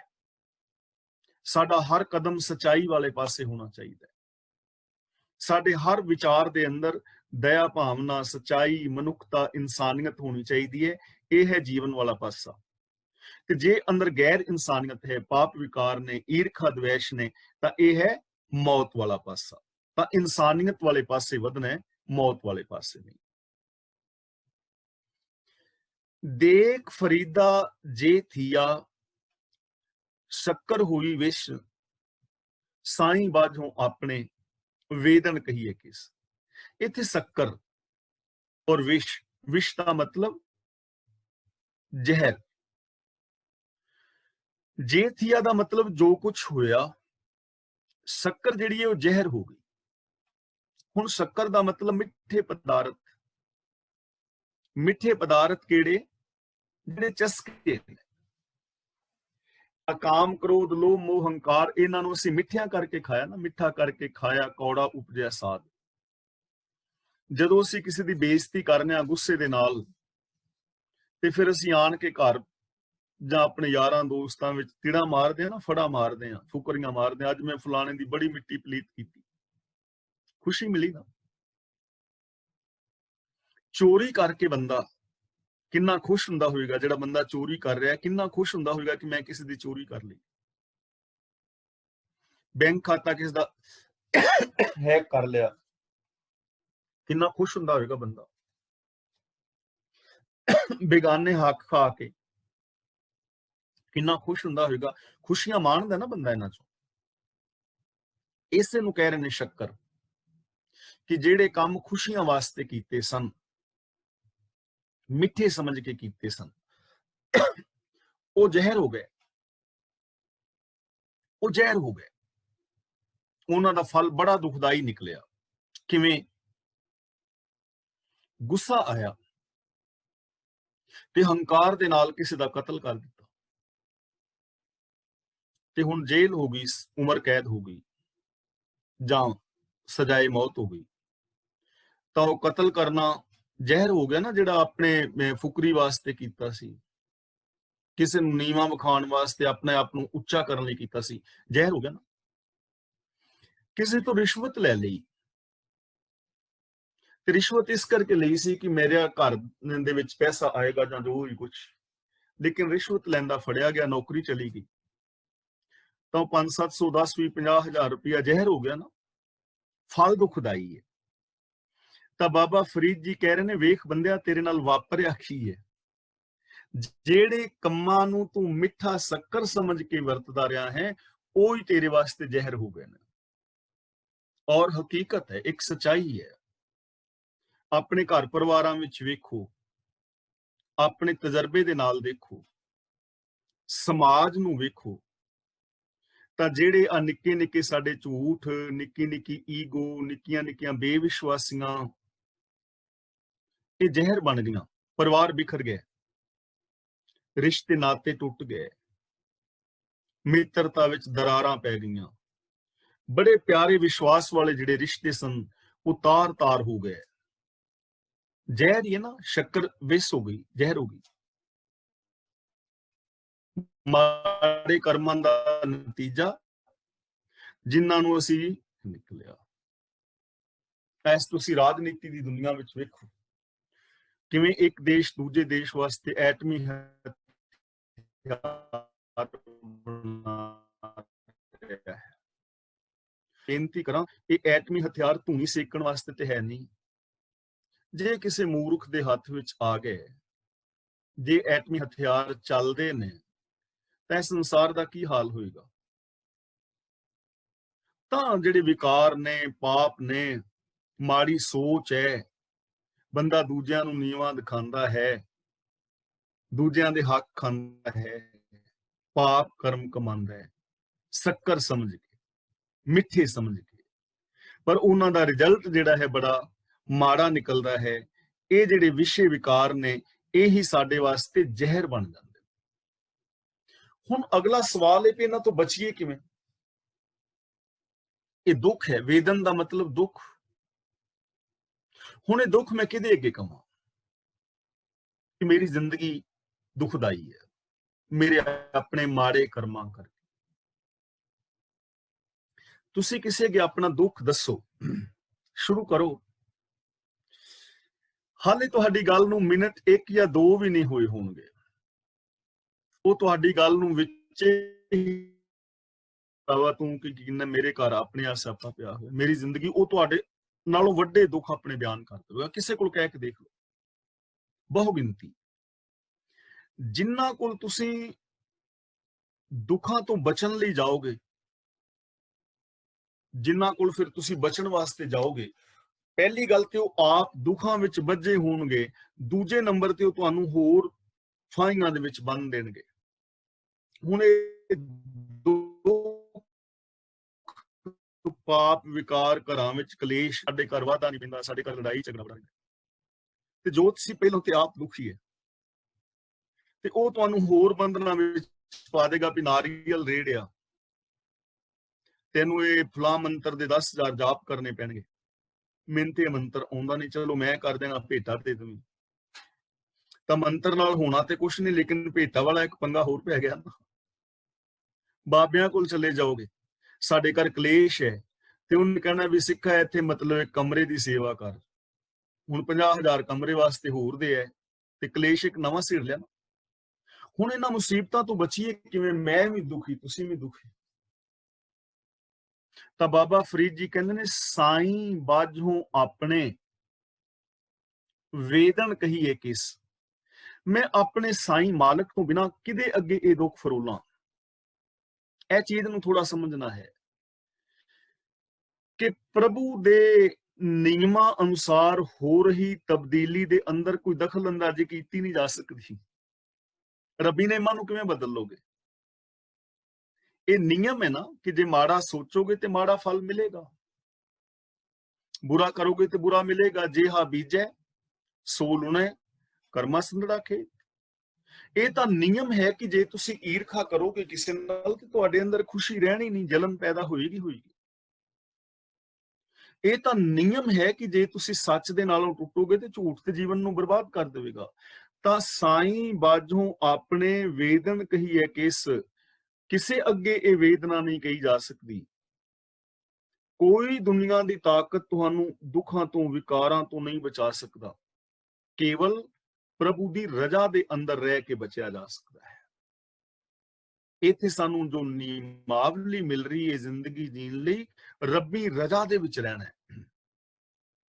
ਜਦੋਂ ਅਸੀਂ ਰੱਬ ਦੇ ਰਜ਼ਾ ਭਾਣੇ ਦਾ ਮਤਲਬ ਸਿਸਟਮ ਦੇ ਅੰਦਰ, ਜਾਂ ਅਸੀਂ ਸੌਖੇ ਸ਼ਬਦ ਵਿੱਚ ਸਮਝਣਾ ਹੋਵੇ ਨਾ, ਤਾਂ ਜੋ ਸ੍ਰੀ ਗੁਰੂ ਗ੍ਰੰਥ ਸਾਹਿਬ ਜੀ ਮਹਾਰਾਜ ਸਾਨੂੰ ਵੇ ਆਫ ਲਾਈਫ ਦੇ ਰਹੇ ਨੇ, ਉਸ ਵੇ ਆਫ ਲਾਈਫ ਨੂੰ ਅਪਣਾ ਕੇ ਦੁੱਖਾਂ ਤੋਂ ਬਚਿਆ ਜਾ ਸਕਦਾ ਹੈ। ਹੋਰ ਕੋਈ ਵਸੀਲਾ ਨਹੀਂ ਹੈ। ਰੱਬੀ ਗੁਣਾਂ ਦੇ ਨਾਲ ਜੁੜ ਕੇ ਇਹਨਾਂ ਦੁੱਖਾਂ ਤੋਂ ਬਚਿਆ ਜਾ ਸਕਦਾ ਹੈ। ਮਤਲਬ ਆਪਣੇ ਜੀਵਨ ਦੇ ਅੰਦਰ ਜੋ ਸ਼ੱਕਰ ਹੈ ਉਹਨੂੰ ਵਿਸ਼ ਬਣ ਗਈ ਹੈ ਜਿਹੜੀ, ਉਸ ਵਿਸ਼ ਤੋਂ ਜੇ ਬਚਣਾ ਹੈ ਤੇ ਰੱਬੀ ਗੁਣਾਂ ਦੇ ਨਾਲ ਜੁੜ ਕੇ, ਹੋਰ ਕੋਈ ਵਸੀਲਾ ਨਹੀਂ। ਸੱਚ ਨਾਲ ਜੁੜੋ, ਨਿਰਭੈਤਾ ਨਾਲ ਜੁੜੋ, ਨਿਰਵੈਰਤਾ ਨਾਲ ਜੁੜੋ, ਰੱਬੀ ਜੋਤ ਨੂੰ ਸਾਰਿਆਂ ਵਿੱਚ ਵੇਖੋ, ਪਿਆਰ ਮੁਹੱਬਤ ਦੇ ਨਾਲ ਰਹੋ, ਇਮਾਨਦਾਰੀ ਵਾਲੀ ਜ਼ਿੰਦਗੀ ਜੀਵੋ, ਸੱਚੀ ਸੁੱਚੀ ਕਿਰਤ ਕਰੋ। ਇਹਦੇ ਤੋਂ ਬਿਨਾ ਹੋਰ ਕੋਈ ਵਸੀਲਾ ਨਹੀਂ। ਕਿਦੇ ਕੇ ਵੇਦਨ ਕਹੋਗੇ ਕਿ ਤੁਸੀਂ ਪਾਪ ਵੀ ਕਰੀ ਜਾਓ ਤੇ ਜ਼ਿੰਦਗੀ ਵਿੱਚ ਸ਼ਾਂਤੀ ਰਵੇ, ਐਵੇਂ ਨਹੀਂ ਹੋਣਾ। ਪਰਿਵਾਰ ਦੇ ਜੀ ਇੱਕ ਦੂਜੇ ਤੇ ਬੇਵਿਸ਼ਵਾਸੀ ਕਰੋ, ਵੱਖੋ ਵੱਖਰੀਆਂ ਜੇਬਾਂ ਸਾਰਿਆਂ ਦੀਆਂ ਹੋਣ, ਇੱਕ ਦੂਜੇ ਨਾਲ ਮਿੱਠੇ ਬੋਲੋ ਨਾ, ਤੇ ਕਿਹੜਾ ਜੋਤਸ਼ੀ ਕਿਹੜਾ ਬਾਬਾ ਹੈ ਜਿਹੜਾ ਤੁਹਾਡੇ ਘਰ ਸ਼ਾਂਤੀ ਕਰਾ ਦੇਗਾ? ਕਦੇ ਵੀ। ਇਸ ਲਈ ਸਾਈਂ ਬਾਝੋਂ ਆਪਣੇ ਵੇਦਨ ਕਹੀਏ ਕਿ ਇਹ ਦੁੱਖ ਮੈਂ ਕਿਹਦੇ ਅੱਗੇ ਬਿਆਨ ਕਰਾਂ, ਭਾਵ ਕਿ ਮੈਂ ਆਪਣੇ ਪ੍ਰਭੂ ਦੀ ਰਜ਼ਾ ਭਾਣੇ ਵਿੱਚ ਤੁਰਾਂ, ਮੈਂ ਰੱਬੀ ਗੁਣਾਂ ਦੇ ਨਾਲ ਜੁੜ ਕੇ ਹੀ ਇਹਨਾਂ ਦੁੱਖਾਂ ਤੋਂ, ਵਿਕਾਰਾਂ ਤੋਂ ਔਰ ਇਸ ਮਾਇਆ ਦੀ ਜ਼ਹਿਰ ਤੋਂ ਬਚ ਸਕਦਾ। ਤਾਂ ਸਾਨੂੰ ਇੱਥੇ ਸਮਝਾਇਆ ਜਾ ਰਿਹਾ ਪਿਆਰਿਓ, ਜੇ ਤੁਸੀਂ ਪਾਪ ਵਿਕਾਰ ਜਿਨ੍ਹਾਂ ਨੂੰ ਮਿੱਠੇ ਕਰਕੇ ਕਮਾ ਰਹੇ ਹੋ, ਇਹਨਾਂ ਦਾ ਫਲ ਬੜਾ ਦੁਖਦਾਈ ਜੇ, ਤੇ ਇਸ ਦੁਖਦਾਈ ਫਲ ਤੋਂ ਬਚਣ ਵਾਸਤੇ ਇੱਕੋ ਇੱਕ ਵਸੀਲਾ ਹੈ, ਰੱਬੀ ਗੁਣਾਂ ਦੇ ਨਾਲ ਜੁੜ ਜਾਣਾ। ਫਰੀਦਾ ਅੱਖੀਂ ਦੇਖ ਪਤੀਣੀਆਂ, ਸੁਣ ਸੁਣ ਰੀਣੇ ਕੰਨ, ਸ਼ਾਖ ਪਕੰਦੀ ਆਈਆ, ਹੋਰ ਕਰੇਂਦੀ ਵਨ। ਇਹ ਜੋ ਅੱਖੀ ਲਿਖਿਆ ਹੈ, ਅੱਖੀ, ਇਹਨੂੰ ਪੜਨਾ ਹੈ ਅੱਖੀਂ, ਐੜੇ ਤੇ ਅਦਕ ਔਰ ਖੱਖੇ ਦੀ ਬਿਹਾਰੀ ਨਾਲ ਬਿੰਦੀ ਲਗਾ ਕੇ ਅੱਖੀਂ। ਦੇਖ ਦਾ ਮਤਲਬ ਦੇਖ ਕੇ, ਪਤੀਣੀਆਂ ਦਾ ਮਤਲਬ ਪਤਲੀਆਂ ਪੈ ਗਈਆਂ, ਅੰਦਰ ਲੈ ਗਈਆਂ, ਰੀਣੇ ਦਾ ਮਤਲਬ ਖਾਲੀ। ਬਾਬਾ ਫਰੀਦ ਜੀ ਕਹਿੰਦੇ ਨੇ ਸ਼ੱਕਰ ਦੇ ਵਿਸ਼ ਹੋ ਜਾਣ ਕਰਕੇ, ਕਿ ਯਾਨੀ ਸਾਰੀ ਜ਼ਿੰਦਗੀ ਮਾੜੇ ਕਰਮ ਕਰਨ ਦੇ ਨਾਲ ਅੱਖਾਂ ਵੀ ਕਮਜ਼ੋਰ ਹੋ ਗਈਆਂ ਤੇ ਕੰਨ ਵੀ ਬੋਲੇ ਹੋ ਗਏ।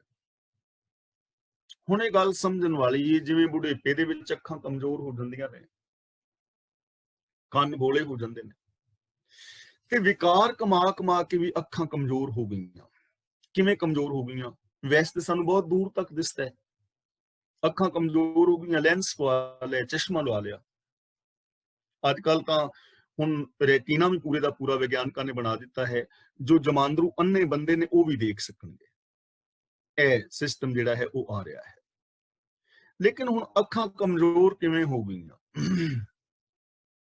ਸਾਨੂੰ ਪਾਵਨ ਬਾਣੀ ਰਾਹੀਂ ਸਮਝਾਇਆ ਗਿਆ ਹੈ, ਸਭ ਮੈਂ ਹੈ ਜੋਤ, ਜੋਤ ਹੈ ਸੋਏ। ਇਹ ਸਾਰਿਆਂ ਦੇ ਅੰਦਰ ਰੱਬੀ ਜੋਤ ਹੈ। ਸਾਨੂੰ ਬਾਣੀ ਵਿੱਚ ਦੱਸਿਆ ਗਿਆ ਹੈ, ਅਵਲ ਅੱਲਾਹ ਨੂਰ ਉਪਾਇਆ ਕੁਦਰਤ ਕੇ ਸਭ ਬੰਦੇ, ਏਕ ਨੂਰ ਤੇ ਸਭ ਜਗ ਉਪਜਿਆ ਕੌਣ ਭਲੇ ਕੋ ਮੰਦੇ। ਸਾਨੂੰ ਬਾਣੀ ਵਿੱਚ ਸਮਝਾਇਆ ਗਿਆ ਹੈ, ਇਹ ਵਿਸ਼ ਸੰਸਾਰ ਤੁਮ ਦੇਖ ਦੇ, ਇਹ ਹਰ ਕਾ ਰੂਪ ਹੈ, ਹਰ ਰੂਪ ਨਦਰੀ ਆਇਆ। ਕਿ ਇਹ ਮੇਰੇ ਨੇਤਰੋ, ਆ ਵਿਸ਼ਵ ਸੰਸਾਰ ਜੋ ਤੁਸੀਂ ਦੇਖ ਰਹੇ ਹੋ ਨਾ, ਇਹ ਰੱਬ ਨਾਲੋਂ ਵੱਖਰਾ ਨਹੀਂ, ਇਹ ਰੱਬ ਦਾ ਰੂਪ ਹੈ, ਤੇ ਮੈਨੂੰ ਰੱਬੀ ਰੂਪ ਵਿੱਚ ਨਜ਼ਰ ਪੈ ਰਿਹਾ ਹੈ। ਹੁਣ ਸਾਡੇ ਵਿੱਚੋਂ ਕਿੰਨੇ ਵੀਰ ਭੈਣਾਂ ਨੇ ਇਸ ਪੂਰੀ ਦੁਨੀਆ ਵਿੱਚ, ਸਮਾਜ ਦੇ ਵਿੱਚੋਂ, ਜਿਨ੍ਹਾਂ ਨੂੰ ਆ ਸੰਸਾਰ ਰੱਬ ਰੂਪ ਵਿੱਚ ਦਿਸਦਾ ਹੈ, ਜੋ ਸੰਸਾਰ ਨੂੰ ਰੱਬ ਦੇ ਰੂਪ ਵਿੱਚ ਵੇਖਦੇ ਨੇ। ਕਿੰਨੇ ਲੋਕ ਨੇ ਜੋ ਬੰਦੇ ਨਾਲ ਰੱਬ ਵਰਗਾ ਪਿਆਰ ਔਰ ਸਤਿਕਾਰ ਕਰਦੇ ਨੇ, ਜਿਨ੍ਹਾਂ ਨੂੰ ਜਾਤ ਨਹੀਂ ਦਿਸਦੀ, ਜਿਨ੍ਹਾਂ ਨੂੰ ਸਿਰਫ ਜੋਤ ਦਿਸਦੀ ਹੈ। ਕਿੰਨੇ ਕੁ ਲੋਕ ਨੇ? ਤਾਂ ਅੱਖਾਂ ਕਮਜ਼ੋਰ ਹੋ ਗਈਆਂ ਨਾ, ਇਸੇ ਨੂੰ ਕਹਿੰਦੇ ਨੇ ਅੱਖਾਂ ਪਤੀਣੀਆਂ, ਪਤਲੀਆਂ ਪੈ ਜਾਣੀਆਂ। ਰੱਬ ਦਿਸ ਹੀ ਨਹੀਂ ਰਿਹਾ, ਬੰਦਾ ਬੰਦੇ ਨੂੰ ਬੰਦੇ ਦੇ ਰੂਪ ਵਿੱਚ ਵੀ ਨਹੀਂ ਦੇਖ ਰਿਹਾ, ਈਰਖਾ ਦਵੈਸ਼ ਨਾਲ ਦੇਖ ਰਿਹਾ ਹੈ,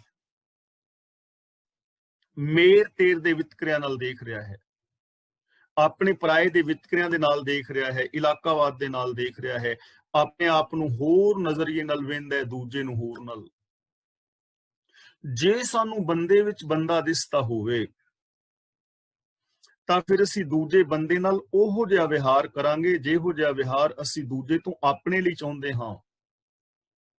ਕਦੇ ਉਹ ਬੋਲ ਦੂਜੇ ਵਾਸਤੇ ਨਹੀਂ ਬੋਲਾਂਗੇ ਜੋ ਅਸੀਂ ਆਪਣੇ ਵਾਸਤੇ ਨਹੀਂ ਸੁਣਨਾ ਚਾਹੁੰਦੇ। ਪਰ ਇਹ ਤੇ ਹੋ ਹੀ ਨਹੀਂ ਰਿਹਾ। ਅੱਖੀਂ ਦੇਖ ਪਤੀਣੀਆਂ, ਵਿਕਾਰਾਂ ਵਾਲੀ ਨਜ਼ਰ ਰੱਖ ਰੱਖ ਕੇ ਅੱਖਾਂ ਹੀ ਪਤਲੀਆਂ ਪੈ ਗਈਆਂ ਨੇ, ਨਜ਼ਰੀਆ ਹੀ ਬਦਲ ਗਿਆ ਹੈ, ਸੋਚ ਹੀ ਬਦਲ ਗਈ ਹੈ। ਇਨਸਾਨ ਵਿੱਚ ਇਨਸਾਨ ਵੀ ਨਹੀਂ ਦਿਸਦਾ, ਜਗਤ ਰੱਬ ਦਾ ਰੂਪ ਨਜ਼ਰੀ ਨਹੀਂ ਪੈਂਦਾ, ਅਸਲੀਅਤ ਦਿਸਦੀ ਹੀ ਨਹੀਂ, ਭੁਲੇਖੇ ਦੇ ਅੰਦਰ ਹੀ ਜ਼ਿੰਦਗੀ ਜੀਵੀ ਜਾ ਰਹੇ। ਜਿਵੇਂ ਹਿਰਨ ਨੂੰ ਬਹੁਤ ਦੂਰ ਪਾਣੀ ਦਿਸਦਾ ਪਰ ਹੁੰਦਾ ਨਹੀਂ, ਪਰ ਉਸੇ ਭੁਲੇਖੇ ਵਿੱਚ ਭੱਜ ਭੱਜ ਕੇ ਮਾਰਿਆ ਜਾਂਦਾ। ਜਿਵੇਂ ਰਾਤ ਨੂੰ ਰੱਸੀ ਪਈ ਹੋਵੇ ਤੇ ਸੱਪ ਦਿਸਦੀ ਹੈ ਤੇ ਅਸੀਂ ਡਰਦੇ ਰਹਿੰਦੇ ਹਾਂ, ਅਸਲੀਅਤ ਦਾ ਨਹੀਂ ਨਾ ਪਤਾ। ਇਸੇ ਤਰ੍ਹਾਂ ਅਸਲੀਅਤ ਨੂੰ ਨਾ ਦੇਖਣ ਕਰਕੇ ਬੰਦਾ ਦੁਖੀ ਔਰ ਅਸ਼ਾਂਤ ਹੋਇਆ ਰਹਿੰਦਾ ਹੈ। ਇਹ ਅੱਖਾਂ ਹੀ ਇੰਨੀਆਂ ਕਮਜ਼ੋਰ ਹੋ ਗਈਆਂ, ਸਾਡਾ ਨਜ਼ਰੀਆ ਇੰਨਾ ਕਮਜ਼ੋਰ ਹੋ ਗਿਆ ਕਿ ਅਸੀਂ ਅਸਲੀਅਤ ਨੂੰ ਜਾਣਿਆ ਹੀ ਨਹੀਂ। ਸੁਣ ਸੁਣ ਰੀਣੇ ਕੰਨ ਤੇ ਵਿਕਾਰਾਂ ਦੇ ਬੋਲ ਸੁਣ ਸੁਣ ਕੇ ਕੰਨ ਬੋਲੇ ਹੋ ਗਏ। ਹੁਣ ਕੰਨ ਬੋਲੇ ਕਿਵੇਂ ਹੋ ਗਏ? ਦੇਖੋ, ਅਸੀਂ ਸਾਰੇ ਕਲਾਸ ਵਿੱਚ ਜੇ ਆਪਣੀ ਗੱਲ ਕਰੀਏ ਸਿਰਫ ਆਪਣੇ ਇਸ ਨਿੱਕੇ ਜਿਹੇ ਪਰਿਵਾਰ ਦੀ, ਤਾਂ ਅਸੀਂ ਸਾਰੇ ਬੋਲੇ ਤੇ ਹੈ ਨਹੀਂ। ਆ ਸਾਰਾ ਸਮਾਜ ਬੋਲਾ ਤੇ ਹੈ ਨਹੀਂ, ਸੁਣਦਾ ਸਾਰਿਆਂ ਨੂੰ। ਕੁਝ ਚੰਦ ਲੋਕ ਨੇ ਜਿਨ੍ਹਾਂ ਨੂੰ ਨਹੀਂ ਸੁਣਦਾ, ਜਿਹੜੇ ਬੋਲੇ ਨੇ ਵਿਚਾਰੇ ਨੂੰ ਨਹੀਂ ਸੁਣਦਾ, ਉਹ ਚੰਦ ਲੋਕ ਨੇ। ਲੇਕਿਨ ਇੱਥੇ ਬੋਲੇ ਕੰਨ ਕਿਵੇਂ ਹੋ ਗਏ? ਈਰਖਾ ਦੇ ਬੋਲ ਸੁਣ ਕੇ, ਨਿੰਦਾ ਦੇ ਬੋਲ ਸੁਣ ਸੁਣ ਕੇ, ਕਰਮ ਕਾਂਡਾਂ ਦੇ ਬੋਲ ਸੁਣ ਸੁਣ ਕੇ ਕੰਨ ਬੋਲੇ ਹੋ ਗਏ ਨੇ। ਸੱਚ ਸੁਣਨਾ ਹੀ ਨਹੀਂ ਚਾਹੁੰਦੇ, ਸੱਚ ਸੁਣਦੇ ਹੀ ਨਹੀਂ। ਆਪਾਂ ਪਿੱਛੇ ਗੱਲ ਕੀਤੀ ਸੀ ਨਾ ਉਹ ਭੋਗ ਲੱਗਣ ਦੀ, ਲੇਕਿਨ ਅਸੀਂ ਸੱਚ ਸੁਣਨਾ ਹੀ ਨਹੀਂ ਚਾਹੁੰਦੇ, ਕਿਉਂਕਿ ਇੰਨੀ ਵਾਰੀ ਇਹ ਚੀਜ਼ਾਂ ਸੁਣ ਚੁੱਕੇ ਆ ਕਿ ਸੱਚ ਬੰਦੇ ਨੂੰ ਪਛਤਾ ਹੀ ਨਹੀਂ। ਕਿਸੇ ਨੂੰ ਕਹਿ ਦੋ ਕਿ ਤੀਰਥ ਇਸ਼ਨਾਨ ਕਰਨ ਦੇ ਨਾਲ ਮੁਕਤੀ ਨਹੀਂ ਹੁੰਦੀ, ਹਾਲਾਂਕਿ ਗੁਰਬਾਣੀ ਕਿੰਨੇ ਥਾਵਾਂ ਤੇ ਪ੍ਰਮਾਣ ਦੇ ਰਹੀ ਹੈ, ਪਰ ਬੰਦਾ ਇਹ ਸੁਣਨਾ ਹੀ ਨਹੀਂ ਚਾਹੁੰਦਾ।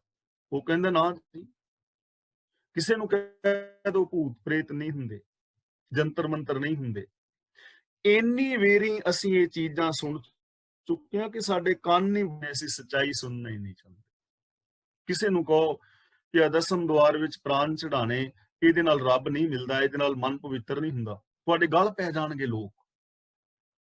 ਹਾਲਾਂਕਿ ਗੁਰਬਾਣੀ ਵਿੱਚ ਗੁਰਦੇਵ ਸਪਸ਼ਟ ਕਹਿ ਰਹੇ ਨੇ, ਮਨ ਨਿਰਮਲ ਨਹੀਂ ਪਾਰ, ਭ੍ਰਮ ਭ੍ਰਮ ਆਵੇ ਮੂੜਾ ਵਾਰੋ ਵਾਰ। ਲੇਕਿਨ ਅਸੀਂ ਇਹਨਾਂ ਚੀਜ਼ਾਂ ਨੂੰ ਸੁਣਦੇ। ਤੁਸੀਂ ਕਹਿ ਕਿਸੇ ਨੂੰ ਕਿ ਬਾਬਿਆਂ ਦੇ ਸੇਬਾਂ ਦੇ ਨਾਲ ਬੱਚੇ ਨਹੀਂ ਹੁੰਦੇ, ਅਗਲਾ ਕਹਿੰਦਾ ਨਾ ਜੀ ਨਾ, ਸਾਡੇ ਬਾਬੇ ਦੇ ਵਿੱਚ ਦੋਵੇਂ ਪੋਤਰੇ ਹੋਏ ਬਾਬੇ ਤੋਂ ਸੇਬ ਲੈ ਕੇ ਸਨ। ਕਿਉਂਕਿ ਕੰਨ ਹੀ ਬੋਲੇ ਹੋ ਗਏ ਨੇ, ਸੱਚ ਬੰਦਾ ਸੁਣਨਾ ਹੀ ਨਹੀਂ ਚਾਹੁੰਦਾ। ਇਹ ਝੂਠ ਸੁਣ ਚੁੱਕੇ ਆ ਕਿ ਸੱਚ ਨੂੰ ਸੁਣਨਾ ਹੀ ਨਹੀਂ ਚਾਹੁੰਦਾ, ਇਹਨੂੰ ਹੀ ਕਹਿੰਦੇ ਨੇ ਬੋਲੇ ਹੋ ਜਾਣਾ। ਸੱਚ ਨੂੰ ਸੁਣਨਾ ਹੀ ਨਾ, ਸੱਚ ਵਾਲੇ ਪਾਸੇ ਆਉਣਾ ਹੀ ਨਾ, ਅਸਲੀਅਤ ਨੂੰ ਜਾਣਨ ਦਾ ਯਤਨ ਨਾ ਕਰਨਾ। ਤਾਂ ਬਾਬਾ ਫਰੀਦ ਜੀ ਕਹਿ ਰਹੇ ਨੇ, ਸਿਰ ਤੇ ਜੋ ਵਿਕਾਰਾਂ ਦੀ ਪੋਟਲੀ ਬੰਨ ਕੇ ਤੁਰੇ ਫਿਰਦੇ ਆ, ਵਿਕਾਰੀ ਬੋਲਾਂ, ਵਿਕਾਰੀ ਸੋਚ ਨੂੰ ਅਪਣਾ ਕੇ ਅੱਖਾਂ ਹੀ ਪਤਲੀਆਂ ਪੈ ਗਈਆਂ ਨੇ। ਇਹ ਸੱਚ ਨੂੰ ਵੇਖਣਾ ਹੀ ਨਹੀਂ ਚਾਹੁੰਦੀਆਂ, ਦਿਸਦਾ ਹੀ ਨਹੀਂ ਸੱਚ, ਬੰਦੇ ਵਿੱਚ ਬੰਦਾ ਹੀ ਨਹੀਂ ਦਿਸਦਾ, ਰੱਬ ਹੀ ਨਹੀਂ ਦਿਸਦਾ। ਕੰਨ ਬੋਲੇ ਹੋ ਗਏ ਨੇ, ਸੱਚ ਸੁਣਨਾ ਹੀ ਨਹੀਂ ਚਾਹੁੰਦੇ। ਫਿਲਮੀ ਗੀਤ 4-4 ਘੰਟੇ ਸੁਣ ਲਓ, ਲੇਕਿਨ ਸੱਚ ਨਹੀਂ ਸੁਣਨਾ ਚਾਹਣਗੇ। ਸਾਖ ਪਕੰਦੀ ਆਈਆ ਹੋਰ ਕਰਿੰਦੀ ਵਨ। ਸਾਖ ਦਾ ਮਤਲਬ ਟਹਿਣੀ, ਸ਼ਰੀਰ। ਪਕੰਦੀ ਆਈਆ ਦਾ ਮਤਲਬ ਪੱਕ ਗਈ ਹੈ। ਹੋਰ ਕਰਿੰਦੀ ਵਨ ਦਾ ਮਤਲਬ ਰੰਗ, ਸਾਰਾ ਸ਼ਰੀਰ ਹੀ ਪੱਕ ਗਿਆ ਹੈ, ਇਹਨੇ ਰੰਗ ਵਟਾ ਲਿਆ। ਇਹ ਚੀਜ਼ ਨੂੰ ਥੋੜਾ ਜਿਹਾ ਸਮਝਣਾ ਹੈ। ਅਸੀਂ ਦੇਖਦੇ ਹਾਂ ਨਾ, ਰੁੱਖ ਦਰਖਤ ਬਸੰਤ ਬਹਾਰ ਵਿੱਚ ਫਲੇ ਫੁੱਲੇ ਹੁੰਦੇ ਨੇ, ਤੇ ਹੁਣ ਜੇ ਅਸੀਂ ਆਪਣੇ ਇੱਥੋਂ ਇੰਗਲੈਂਡ ਦੀ ਗੱਲ ਕਰੀਏ, ਤੇ ਜਦੋਂ ਅਸੀਂ ਬਾਹਰ ਨਿਕਲਦੇ ਹਾਂ ਤਾਂ ਰੁੱਖਾਂ ਦਰਖਤਾਂ ਦੇ ਉੱਤੇ ਪੱਤੇ ਹੀ ਹੈ ਨਹੀਂ ਕੋਈ, ਸਾਰੇ ਪੱਤੇ ਝੜ ਗਏ ਨਾ, ਪਤਝੜ ਆ ਗਈ। ਜਦੋਂ ਪੱਤੇ ਝੜਦੇ ਨੇ, ਸਭ ਤੋਂ ਪਹਿਲਾਂ ਜਦੋਂ ਪੱਤੇ ਉਗਦੇ ਨੇ, ਕਿੰਨੀਆਂ ਸੋਹਣੀਆਂ ਕਰੂੰਬਲਾਂ ਹੁੰਦੀਆਂ ਨੇ। ਫਿਰ ਪੱਤੇ ਥੋੜੇ ਪੱਕਦੇ ਨੇ, ਤੇ ਜਦੋਂ ਉਹਨਾਂ ਨੇ ਝੜਨਾ ਹੁੰਦਾ, ਪਹਿਲੋਂ ਪੀਲੇ ਹੋ ਜਾਂਦੇ ਨਾ, ਰੰਗ ਬਦਲ ਜਾਂਦਾ, ਪੀਲੇ ਹੋ ਜਾਂਦੇ ਨੇ। ਫਿਰ ਹੌਲੇ ਹੌਲੇ ਉਹ ਝੜ ਜਾਂਦੇ ਨੇ ਔਰ ਥੱਲੇ ਡਿੱਗ ਜਾਂਦੇ ਨੇ, ਮਿੱਟੀ ਵਿੱਚ ਮਿਲ ਜਾਂਦੇ ਨੇ, ਰੰਗ ਹੀ ਬਦਲ ਜਾਂਦਾ। ਇਸੇ ਤਰ੍ਹਾਂ ਸ਼ਾਖ ਪਕੰਦੀ ਆਈ ਹੈ ਦਾ ਮਤਲਬ ਇਹ ਸਾਰਾ ਸਰੀਰ ਨੇ ਰੰਗ ਵਟਾ ਲਿਆ। ਹੋਰ ਕਰਿੰਦੀ ਵਨ, ਇਹਦਾ ਹੀ ਰੰਗ ਹੋਰ ਹੋ ਗਿਆ, ਮੌਤ ਵਾਲੇ ਪਾਸੇ ਜਾ ਰਿਹਾ। ਜ਼ਬਾਨ, ਹੁਣ ਦੇਖੋ ਗੱਲ ਕਹੀ ਸੀ ਨਾ ਅੱਖਾਂ ਦੀ ਔਰ ਕੰਨਾਂ ਦੀ ਗੱਲ ਕਰਕੇ, ਸ਼ਾਖ ਪਕੰਦੀ ਆਈ ਹੈ, ਸਾਰਾ ਸਰੀਰ ਹੀ ਪੱਕ ਗਿਆ, ਇਹਨੇ ਹੋਰ ਰੰਗ ਵਟਾ ਲਿਆ। ਕਿਵੇਂ? ਜ਼ਬਾਨ ਜਿਹੜੀ ਹੈ, ਬੋਲਣਾ ਚਾਹੀਦਾ ਸੀ ਨਾ ਸੱਚ, ਪਿਆਰ ਵਾਲੇ ਬੋਲ ਬੋਲਣੇ ਚਾਹੀਦੇ ਸਨ। ਰਹੀਮ ਜੀ ਦਾ ਇੱਕ ਬੜਾ ਪਿਆਰਾ ਦੋਹਾ ਹੈ, ਉਹ ਕਹਿੰਦੇ ਨੇ, ਐਸੀ ਬਾਣੀ ਬੋਲੀ ਹੈ ਮਨ ਕਾ ਆਪਾ ਖੋਏ, ਔਰਨ ਹੂੰ ਸ਼ੀਤਲ ਕਰੇ ਆਪੋ ਸ਼ੀਤਲ ਹੋਏ। ਕਿ ਜਦੋਂ ਬੋਲਣਾ ਹੀ ਹੈ ਤਾਂ ਐਸੇ ਮਿੱਠੇ ਪਿਆਰੇ ਸੱਚੇ ਪੋਜ਼ਿਟਿਵ ਬੋਲ ਬੋਲੋ ਕਿ ਉਹ ਬੋਲਣ ਦੇ ਨਾਲ ਤੁਹਾਡਾ ਆਪਣਾ ਅੰਦਰਲਾ ਵੀ ਠੰਡਾ ਹੋ ਜਾਏ, ਤੇ ਜਿਹੜਾ ਤੁਹਾਡੇ ਬੋਲਾਂ ਨੂੰ ਸੁਣੇ ਉਹ ਵੀ ਠੰਡਾ ਠਾਰ ਹੋ ਜਾਏ, ਉਹਨੂੰ ਵੀ ਖੁਸ਼ੀ, ਤੁਹਾਨੂੰ ਵੀ ਖੁਸ਼ੀ ਮਿਲੇ, ਸੁਣਨ ਵਾਲੇ ਨੂੰ ਵੀ ਖੁਸ਼ੀ ਮਿਲੇ। ਪਰ ਬਹੁਤਾਤ ਗਿਣਤੀ ਦੇ ਬੋਲ ਐਵੇਂ ਹੁੰਦੇ ਨੇ, ਆਪ ਵੀ ਅੱਗ ਦੀ ਤਰ੍ਹਾਂ ਸੜ ਰਹੇ ਹੁੰਦੇ ਨੇ ਤੇ ਅਗਲੇ ਨੂੰ ਵੀ ਸਾੜਦੇ ਨੇ। ਜ਼ਬਾਨ, ਇਹਨੇ ਵੀ ਰੰਗ ਬਦਲ ਲਿਆ। ਹੱਥ, ਇਹ ਵੀ ਮੌਤ ਵਾਲੇ ਪਾਸੇ ਜਾ ਰਹੇ ਨੇ। ਚਾਹੀਦਾ ਸੀ 10 ਨਵਾਂ ਦੀ ਇਮਾਨਦਾਰੀ ਦੀ ਕਿਰਤ ਕਰਦਾ, ਕਿਸੇ ਦੀ ਹੈਲਪ ਕਰ ਦਿੰਦਾ ਜੇ ਕਰ ਸਕਦਾ ਸੀ ਤਾਂ। ਲੇਕਿਨ ਇਹਨਾਂ ਹੱਥਾਂ ਨੇ ਰੰਗ ਬਦਲ ਰਿਹਾ ਤੇ ਬੇਗਾਨਾ ਹੱਕ ਖਾ ਰਹੇ ਨੇ, ਬੇਗਾਨੇ ਹੱਕ ਖਾ ਰਹੇ ਨੇ, ਨਸ਼ਿਆਂ ਆਦਿਕ ਦੀ ਵਰਤੋਂ ਕਰ ਰਹੇ ਨੇ, ਲੋਕ ਕਤਲ ਕਰ ਰਹੇ ਨੇ, ਰਿਸ਼ਵਤ ਲੈ ਰਹੇ ਨੇ। ਪੈਰਾਂ ਦੇ ਨਾਲ ਚੱਲਣਾ ਸੀ ਸਿੱਧੇ ਰਾਹਾਂ ਤੇ, ਪਰ ਪੈਰਾਂ ਨੇ ਵੀ ਰੰਗ ਵਟਾ ਲਿਆ ਹੈ, ਵੀ ਮਾੜੇ ਪਾਸੇ ਜਾ ਰਹੇ ਨੇ। ਪੂਰੇ ਦਾ ਪੂਰਾ ਸਰੀਰ ਦੇ ਗਿਆਨ ਇੰਦਰੇ ਹੀ ਇਹਨਾਂ ਸਾਰਿਆਂ ਨੇ ਰੰਗ ਵਟਾ ਲਿਆ। ਜਿਵੇਂ ਪੱਤੇ ਝੜਨ ਤੋਂ ਪਹਿਲਾਂ ਪੀਲੇ ਲਾਲ ਹੁੰਦੇ ਨੇ ਨਾ, ਉਵੇਂ ਸਾਰੇ ਹੀ ਰੰਗ ਮੌਤ ਵਾਲੇ ਪਾਸੇ ਜਾ ਰਿਹਾ ਹੈ। ਪੂਰਾ ਜੀਵਨ ਹੀ ਬਦਲਿਆ ਪਿਆ ਹੈ। ਤੇ ਹੁਣ ਇਹਦਾ ਹੋਰ ਕੋਈ ਇਲਾਜ ਨਹੀਂ ਹੈ, ਇਹਦਾ ਇੱਕੋ ਹੀ ਇਲਾਜ ਹੈ, ਤੇ ਉਹ ਇਲਾਜ ਹੈ ਸ਼ੁਭ ਗੁਣਾਂ ਦੇ ਨਾਲ ਜੁੜ ਜਾਣਾ। ਆਪਣੜੇ ਗਿਰੀਵਾਨ ਮੈਂ ਸਿਰ ਨੀਵਾਂ ਕਰ ਦੇਖ, ਨਿਮਰਤਾ ਨਾਲ, ਪਿਆਰ ਨਾਲ, ਇਮਾਨਦਾਰੀ ਦੇ ਨਾਲ ਸੈਲਫ ਐਨਾਲਿਸਿਸ ਕਰਨਾ ਹੈ, ਸੱਚ ਨੂੰ ਆਧਾਰ ਬਣਾ ਕੇ, ਔਰ ਸ਼ੁਭ ਗੁਣਾਂ ਦੇ ਨਾਲ ਜੁੜਨਾ ਹੈ।